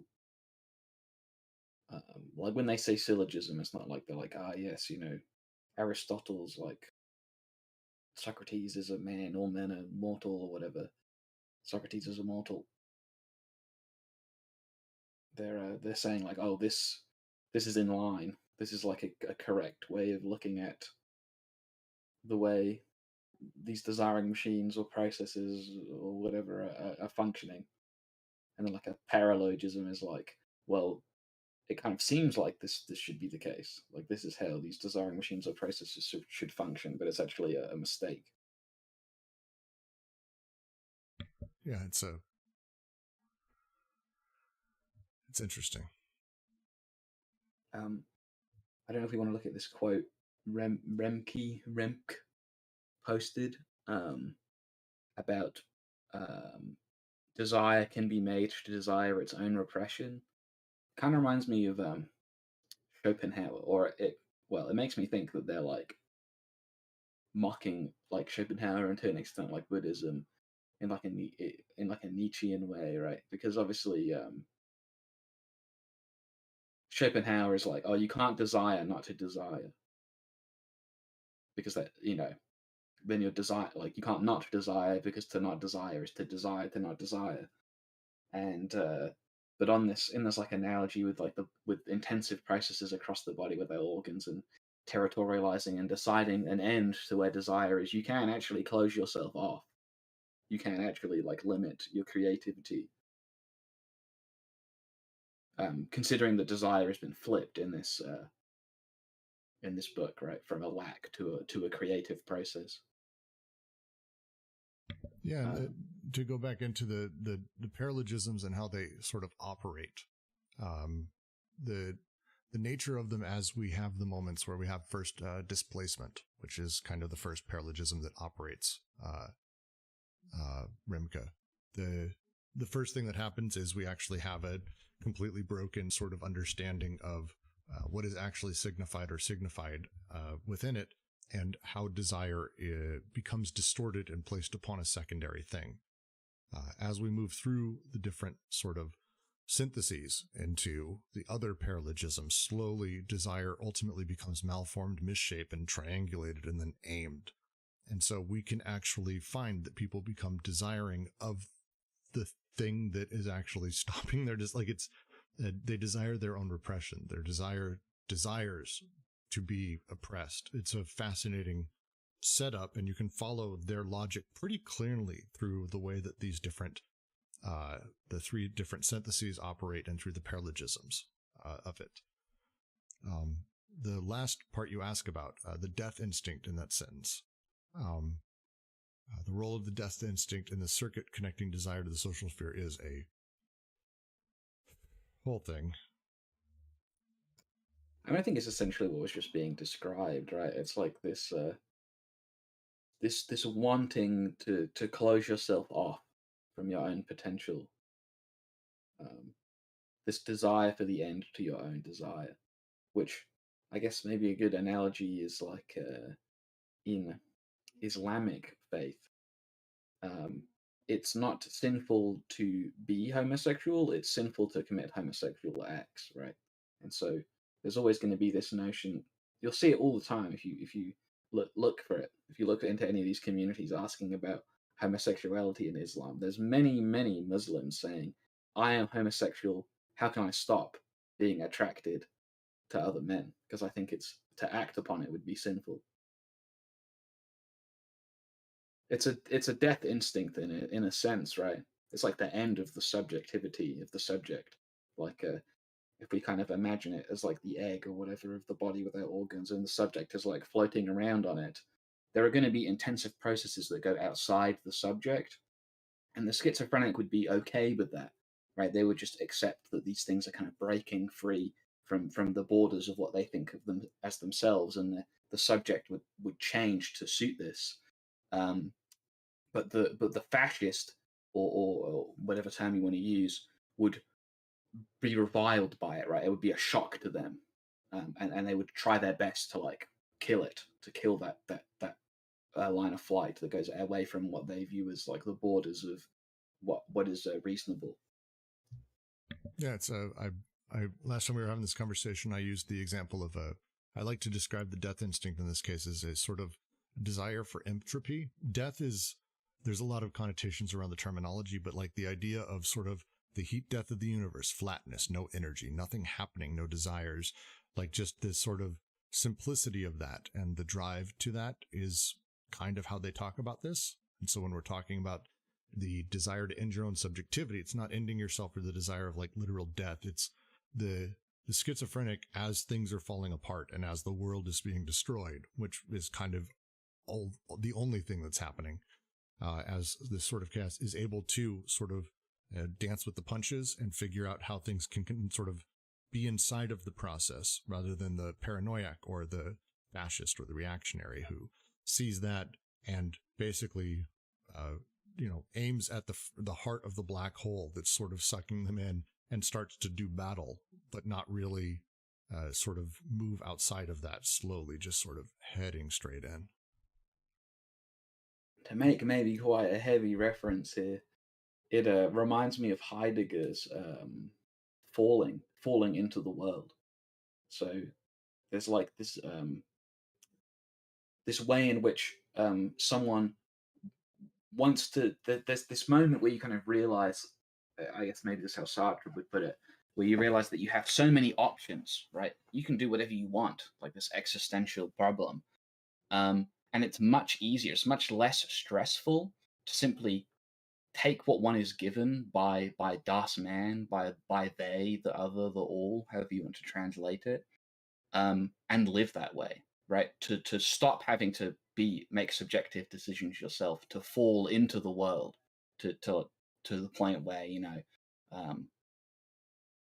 don't have to be the other. And obviously, world in this instance is from like the perspective of the person observing it. So I think it fits in well here, because somebody's had like these experiences or whatever that's like determining a border for them, determining regions on the body without organs, right?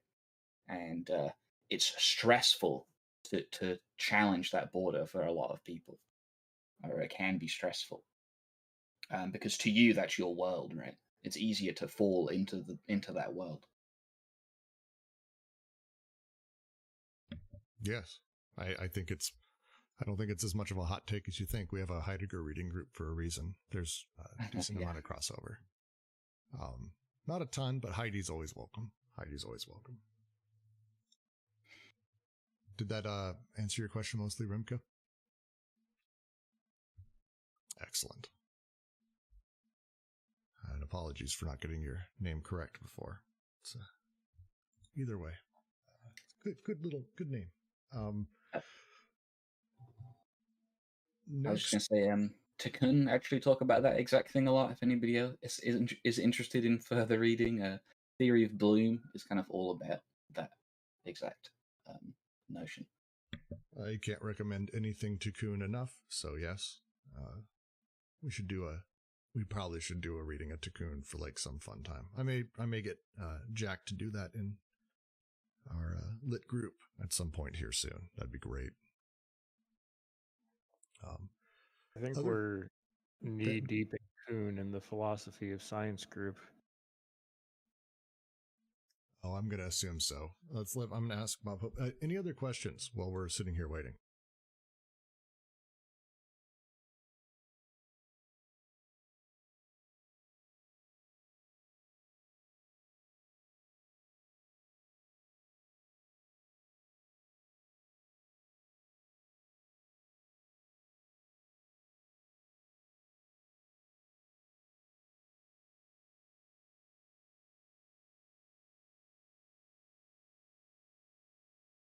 I am happy to sit here awkwardly. Unless everyone fully understands this, which is wonderful. I mean, are there any more obscure or terminology covered previously people are confused about, like subject or body without organs or anything? Oh, Remke So the asks, subject is sorry, go the ahead. result of the conjunctive synthesis. Well, I mean, it's the result of all of them, right? But the conjunctive synthesis is going to be the one that's like, I mean, it's almost ulterior to all of them, right? Like the subject, it makes use of all of them, but it's like it's like a border, and within that border, you know, all the syntheses can be found, but you could find all the syntheses outside of that border as well. Yeah, it's saying it's the result of all three of them places it outside. This is one of the harder things to understand about the three syntheses. Is ultimately all of this stuff is imminently happening. There is no like they happen in order, sort of a bit, but there's no like, cool, 1 second it's this thing, and then it's this, and then it's this, and then it's this, and then it's this, and then this other thing happens. It's more complex than that. Again, a very short way of putting it. The first thing that happens is desiring machines connect to partial objects, and then at some point they disconnect. In that process, a sensation is recorded. Recording of some sort, and that is sort of thrown off to the side from this energy. That's created. That's the body without organs is created in that moment. Recording of that moment, that sensation, of that satisfaction. But with that, in the final conjunctive synthesis, that sensation needs to be consumed. We don't just, like, there isn't just a shit ton of sensation out there. It needs to be enjoyed by a thing, or suffered by a thing, I think they say is the two that they really go with, probably other things. But the subject emerges after that sensation exists, the enjoyment, suffering that is produced from the interplay between production and anti-production, those two things firing off, and shit tons of it every moment, all the time. And then boom, subject sits there and like it consumes the enjoyment or suffering. And that's you. And you get to go, oh, yes, that strawberry was good. Oh, yes, I liked that. You didn't.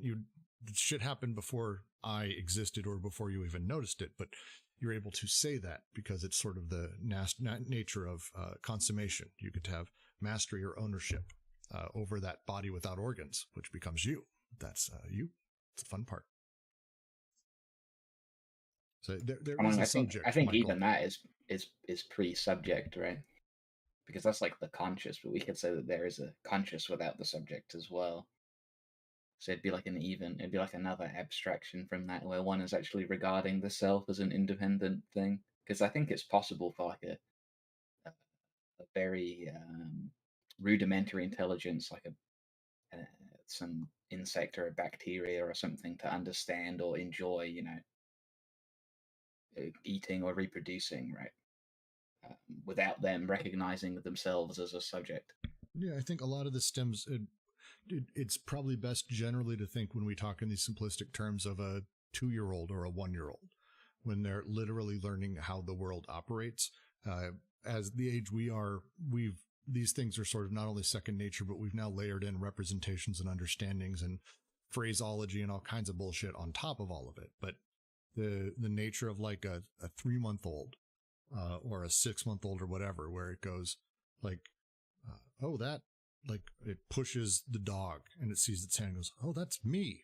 That, boom, right there. That's the conjunctive synthesis. And it's not that the baby goes, oh, that's my hand. I have a hand. Like, it doesn't think these words. It doesn't have this conception. So it's just the moment of recognition of its own sort of power and strength.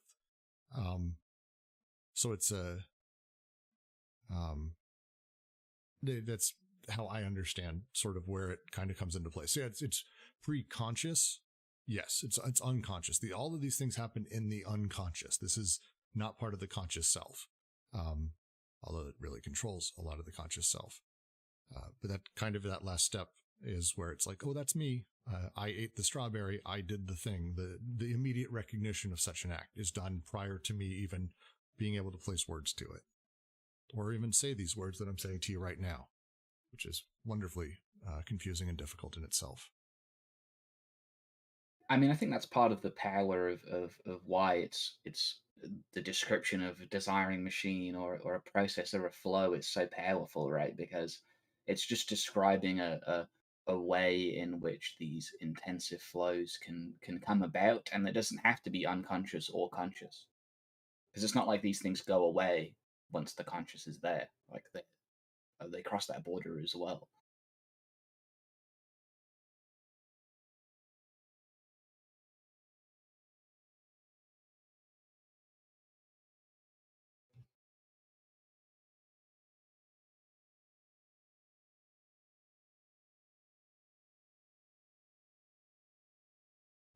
Did that help, Bostgerd? Or Remke? Sorry, Remke. Did that help?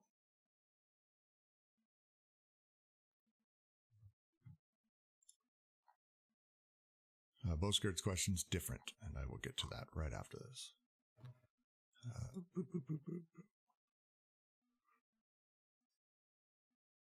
Understand the connection he makes between Oedipus and desiring production, namely them both being at the end. I'm not sure what the passage says, but it says, thus it must be said of Oedipus, as well of desiring production, it is at the end, not the beginning. So, okay. We're going to have to separate a couple things out here. So that the conversation around Oedipus, we need to understand they're making an argument against the idea that innately at the beginning of the existence of our soul conscious subjectivity, whatever the fuck wording, Oedipus is there. Oedipus is the natural state of our ego, id, and superego.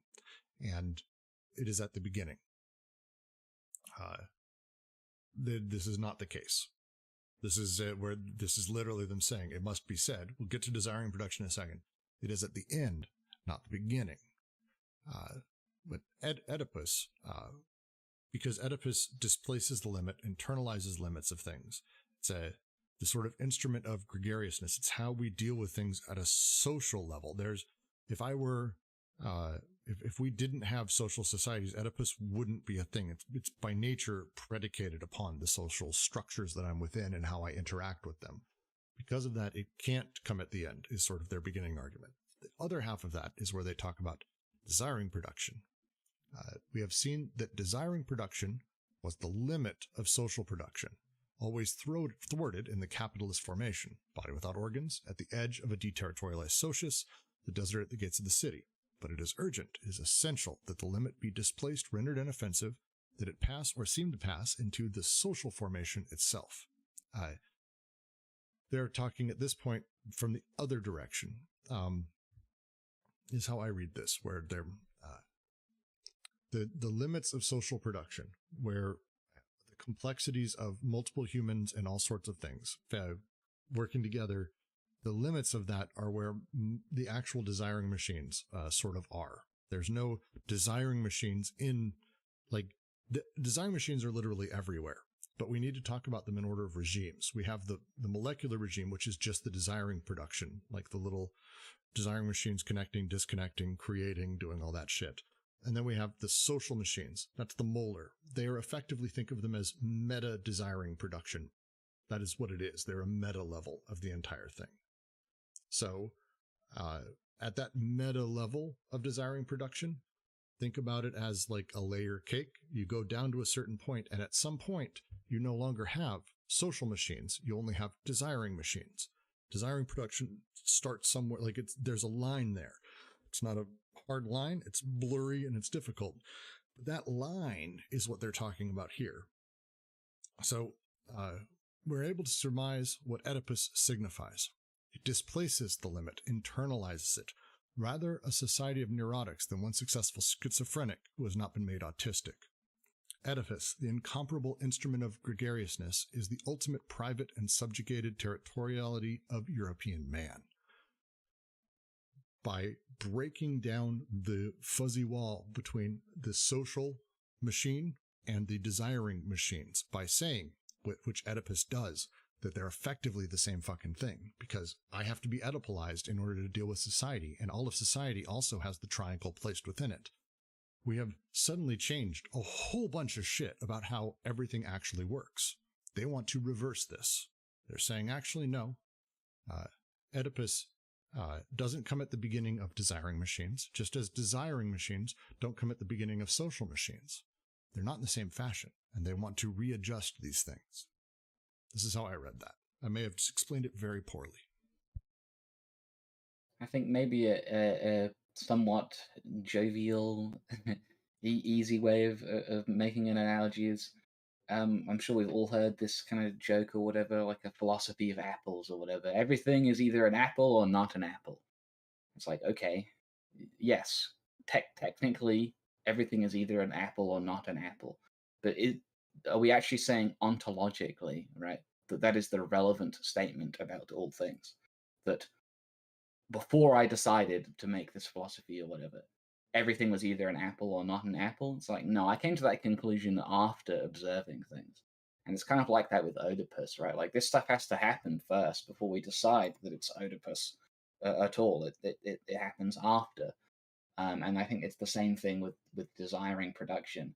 I can only realize that I desire or want a thing after I'm like aware on some level, whether conscious or unconscious or preconscious, of what that thing even is. That I'm aware that it even is a thing with a border.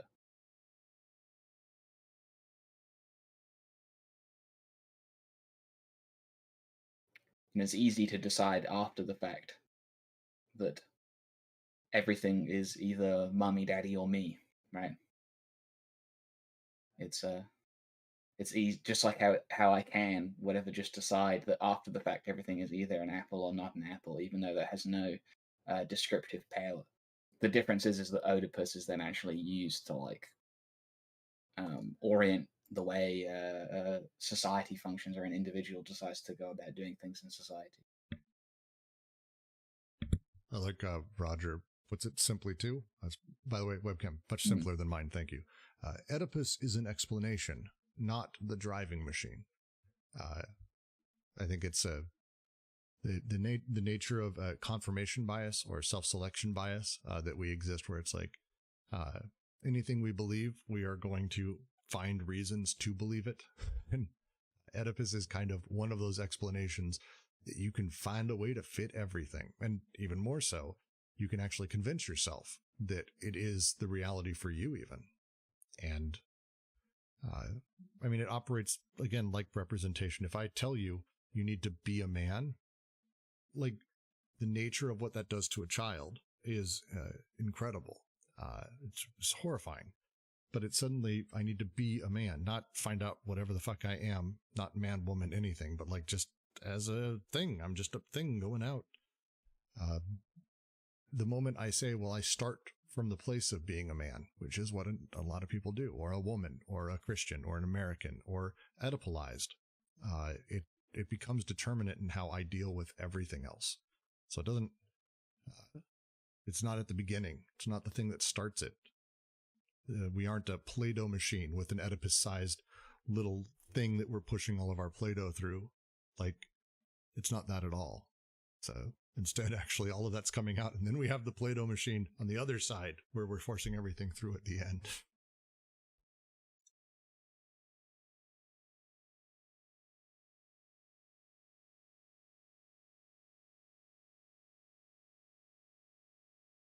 So that the issue you're having with the phrasing of the limit, it's tough to explain the difference between the two regimes of the molar and the molecular. This limit of deterritorialization must now pass into the interior of the molar organization, and it must be applied to the factitious and subjugated territoriality. This limit is where I end and society begins. It's a decentered subject, whatever, but there's a reality there, that there is some point when that happens. It's where I'm, just me versus all of it, or where my desiring machines are going, or things I can be part of, the large scale, larger representation, that limit. Oedipus displaces it and internalizes it within the subject. It's because society doesn't want unOedipalized people, and they'll get into this, especially in capital. But everyone needs to be Oedipalized to deal with society at large. And this becomes that thing where it's like this limit of where the person is now and where society stops, because that kind of, there's a downward force and an upward force. I think they talk about that actually quite a bit later on. The pressures of society on a person, the pressures of us upwards, whatever it may be, internalizing that and having that forced inside of me, the limit being completely displaced.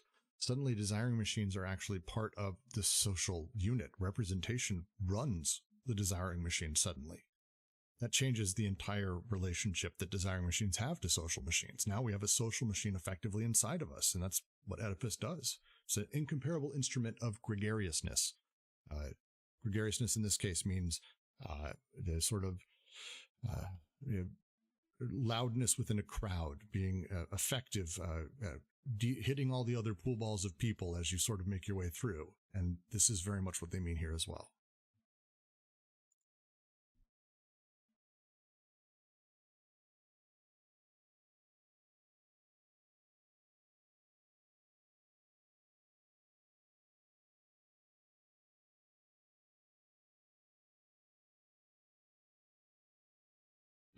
It's a really, really difficult thing to grab. So I'm going to definitely, I think I have to spend some more time on it. Sorry, Michael. Michael asks, they keep speaking about the wandering of the schizo. Is that coming from Freud, Lacan? The wandering of the schizo is very early in the book. They talk about schizo on a walk is a better example than a patient on a couch in a psychoanalyst's office. That's paraphrasing. It's not a direct quote. The idea of a schizo on a walk is able to connect with effectively anything. It can kind of just go about its day, and its life is a process as it's walking. That's their own, from their own. So they continually use that imagery because the schizo on a walk is a big deal to them. It's someone who's freely sort of connecting as they go.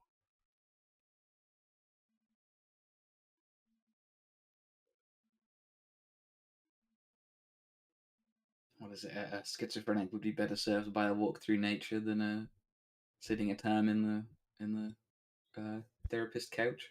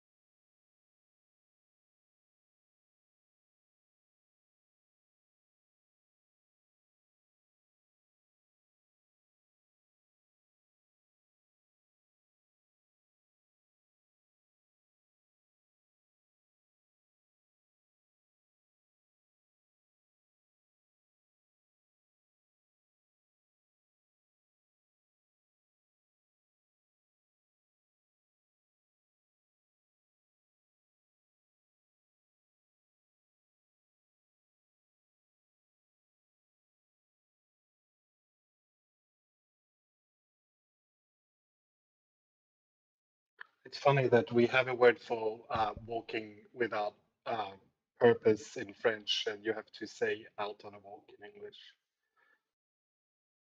Yeah, I mean, I don't even know if out on a walk necessarily gets it across. Was I just completely...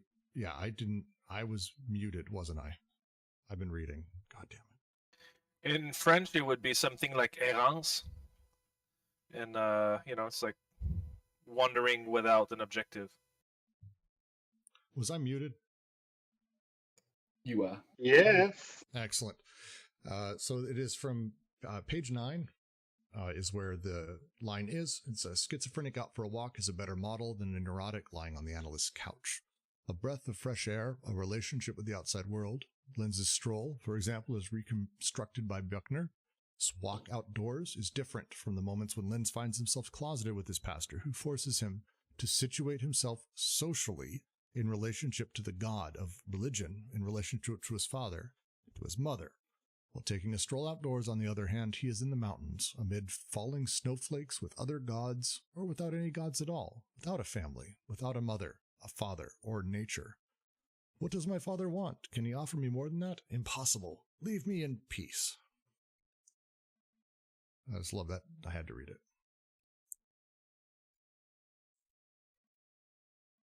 So it's out on a walk, you are not situated, you're not triangulated, you just are where you're at, purposelessly, effectively.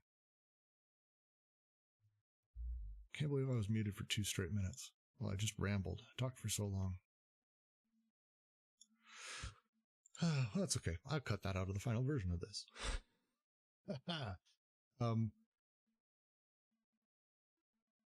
Talk about reactionary versus revolutionary investment.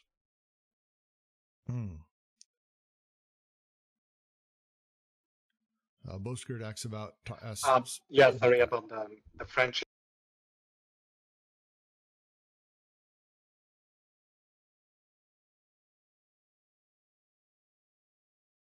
Please.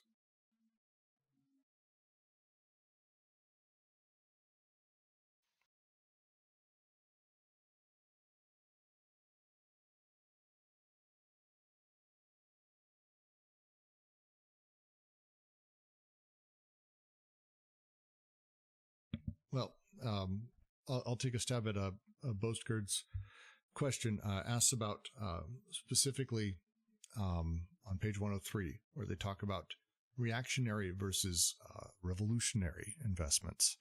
And it's towards the end of it's towards the end of the entire section, where they're ultimately talking about kind of the nature of, on one side you have, let's see, where is the exact line?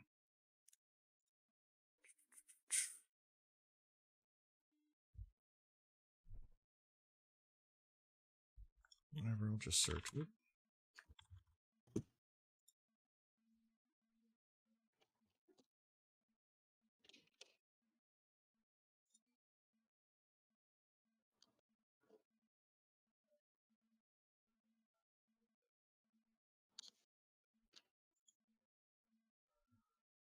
So the reference is midway through 105. The paragraph goes, all this happens not an ideology, but well beneath it, an unconscious investment of a fascist or reactionary type can exist alongside a conscious revolutionary investment.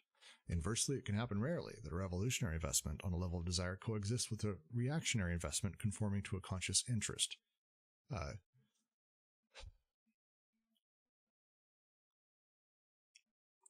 The nature of a class. Let's talk about class for a second, because I think that's a little bit of what they're hitting here. Class is a thing that we are determinate of within our social structure. This is not a unconscious thing. The unconscious is not super aware necessarily of our class, or at all. And my place within society is an incredibly complex set of representations. My value or my incentive within being in a specific class within society changes based on a number of different factors. If I'm wealthy, white in America, it kind of incentivizes me to be a little bit on the reactionary side of things, for sure, when it comes to my conscious investment. However, vice versa, someone who is a poor, immigrant Mexican. Generally speaking, their class interest is not that of the reactionary, from a way that the society is structured kind of way. Now, the unconscious investment of a person doesn't necessarily mask the class that they may find themselves in at a social level.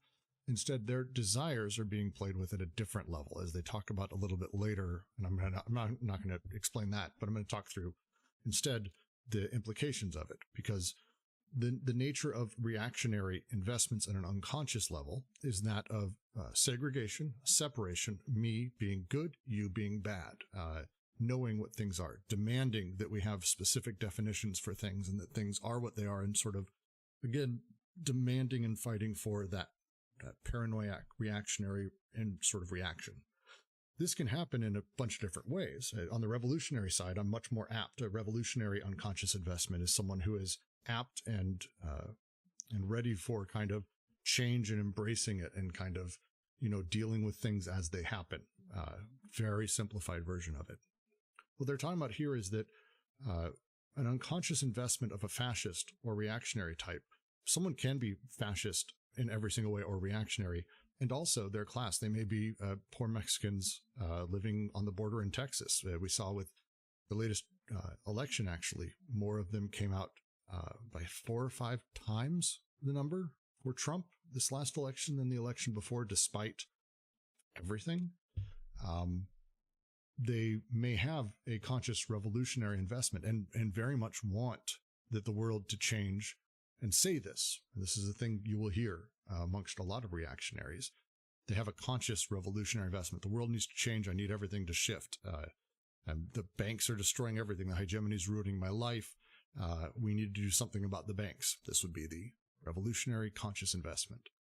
The unconscious investment, however, because they have in their desire the demand for things to be Oedipalized, for by univocalization, for having hardened representation as being the truth that they need to get back to, or the fear that exists there, the kind of drive, the sexual desire that Hitler was able to get people excited with, or the allure of wealth that makes people excited, whatever it may be, can exist in the unconscious despite the revolutionary conscious.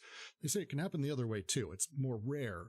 I can give you examples. It's a reactionary investment conforming to a conscious interest. The revolutionary desire is actually the unconscious, is actually the sort of conscious side of that, which is a fascinating thing. It happens the other direction. I look at Los Angeles and California, I think, is a very simple version of this, of people who have absolutely reactionary tendencies, but their generalized investment, but instead their sort of desire is ultimately revolutionary. It's an interesting back and forth that pushes people in some odd directions.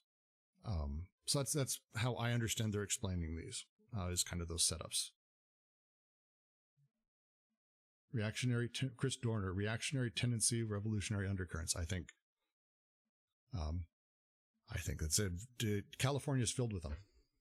California's filled with them because they genuinely, their desires are, and it's very fascinating to talk to these people, but they're terrified of a lot of stuff and they react in a really odd way, and sort of their core desires, but revolutionary, sort of undercurrents, which is fascinating.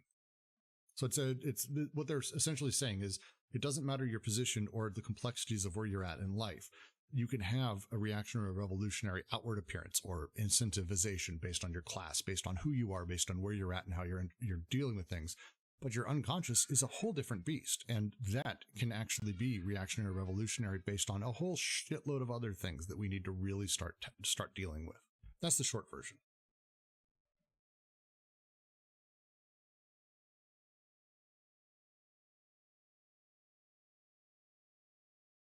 And I do want to point out also their definitions of reactionary here, and it's important, is different than a lot of political theory. They're specifically saying, and they say it cleanly, We define reactionary unconscious investment as investment that conforms to the interest of a dominant class, but operates on its own account according to the terms of desire through the segregative use of the conjunctive synthesis from which Oedipus is derived. I am the superior race. This is not a reactionary has a million different meanings, but they're being very particular about the usage here. Revolutionary investments being such that desire in its own mode cuts across the interest of the dominated, exploited classes and causes flows to move that are capable of breaking apart both the segregations and their Oedipal applications, flows capable of hallucinating history, reanimating the races of delirium. But be very specific here. They're not saying, and they would say this, they are not saying revolutionary unconscious investment is against the dominant class. That's not what they're saying here. They're saying it's capable of cutting across, that the revolutionary unconscious investment cuts across the interest of the dominated, exploited classes. It's not anti-people in power. It is not, pure class warfare. It's a very different take on what reactionary and revolutionary means. And this is going to be very important when we get into chapter 3, as they start talking about the nature of the bourgeoisie and how power is actually distributed in capital and how we react to it.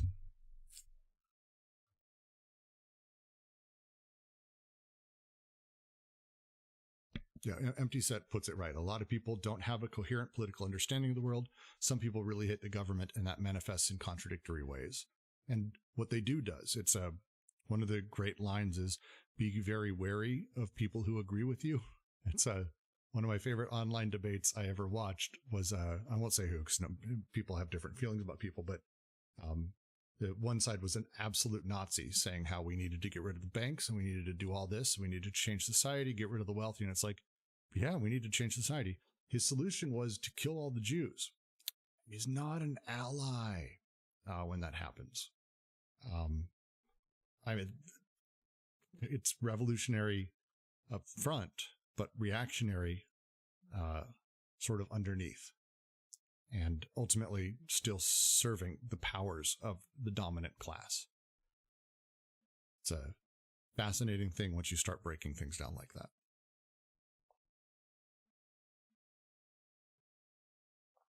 Anyone have any commentary on that? Any thoughts before I move on? Because I'm going to try to get to Rimke's question as well. All right.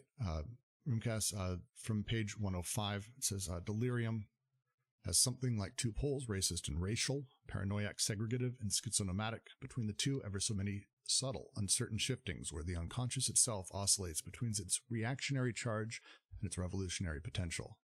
The question is, do they mean to say that becoming reactionary, there is always an ongoing potential to become revolutionary, that those two are really close to each other?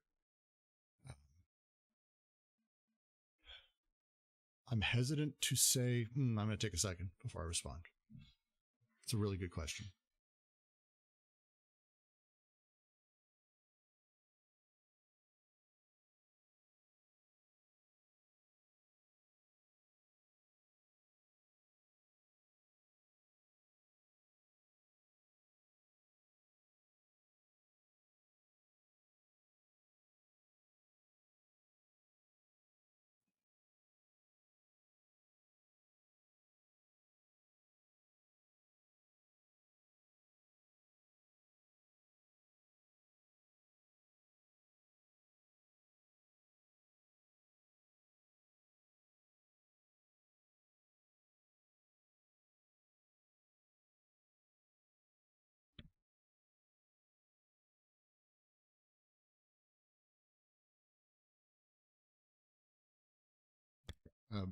I'm hesitant to say in a direct response to Rimke that they would say that they're really close to each other. They do say they're two poles. I would say that they're opposing, and distance is not so much the question. Their use of the phrase between the two, ever so many subtle, uncertain shiftings where the unconscious itself oscillates between a reactionary charge and its revolutionary potential. The usage here is intentionally analog, that there isn't a way to really divide up, well, here's the 19 steps between reactionary and revolutionary. Instead, it's a gradient. It's open. It's on its way. It's always sort of this somewhere between the two, and they're very subtle, and the shiftings are odd. It's not that they're close, it's that it's very difficult to tell them apart on their surface. Their line, even Schreber finds himself to be the great Mongol when he breaks through the Aryan segregation. I don't know if it's necessarily them saying that they're making a leap, that these things are super close, but that the poles may be incredibly close. They may be very far, but that the shiftings between the two and the oscillations are basically constant.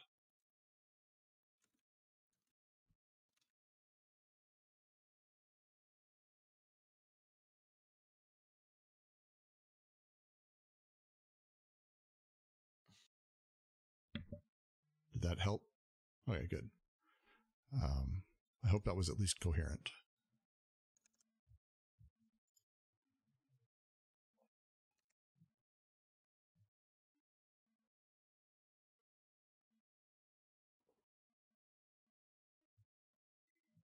But it goes back to, I think, the line webcam parent, like, really attached to at the end of the, because again, we can spend so long on the last two paragraphs. But like they say very cleanly, reading a text is never a scholarly exercise in search of what is signified, even less a highly textual exercise in search of a signifier. Rather, it is a productive use of a literary machine, a montage of desiring machines. That line is not there because suddenly they want to talk about books. They want to talk about the very nature of how all of this sort of plays in, how these desiring machines play in, and that when you're searching for a meaning in a text, or in search of a highly textual exercise in search of a signifier, suddenly it's broken moment. It's a broken moment because you're trying to distill things down to a singular meaning. That last line, the exclamation, so it's, well, or the meditation on race in an essential relationship with madness. It's a wonderful way of saying it's about pulling out the revolutionary force from things rather than demanding they be easily classified and turned into representation, essentially. There's like a quote from Deleuze in the Alphabet series that he did that I think is quite synonymous here, where he says there are no philosophical concepts that don't have non-philosophical coordinates, ultimately. I highly suggest it's Deleuze ABCs. It's on YouTube. It's 100% worth watching. That's just a great line from it. Thank you.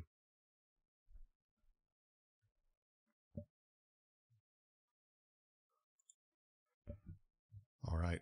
Any last questions or thoughts before I shut things down and move us out of this long reading? And we finally get to finish 2.5 after 3 weeks, which is nice. We get to really, the great part is the next section, which is wonderful. It's a recapitulation of the three syntheses because we now get to re-summarize everything and maybe take a step beyond Oedipus, because so far we've been going through everything with an eye on Oedipus specifically. And now, is there a way for us to take that next step forward? The eyes of Nietzsche throughout. Yeah, the next section is a bit of an overview. It's also a little bit of an easier read than the last few. So, but if there's no more questions, I'll give Loomer a chance to finish typing. I think we will begin to end the stream. And you guys are welcome to hang out, say hi, chat a little bit, but I think we're going to go ahead and finish up today. So thank all of you for joining us.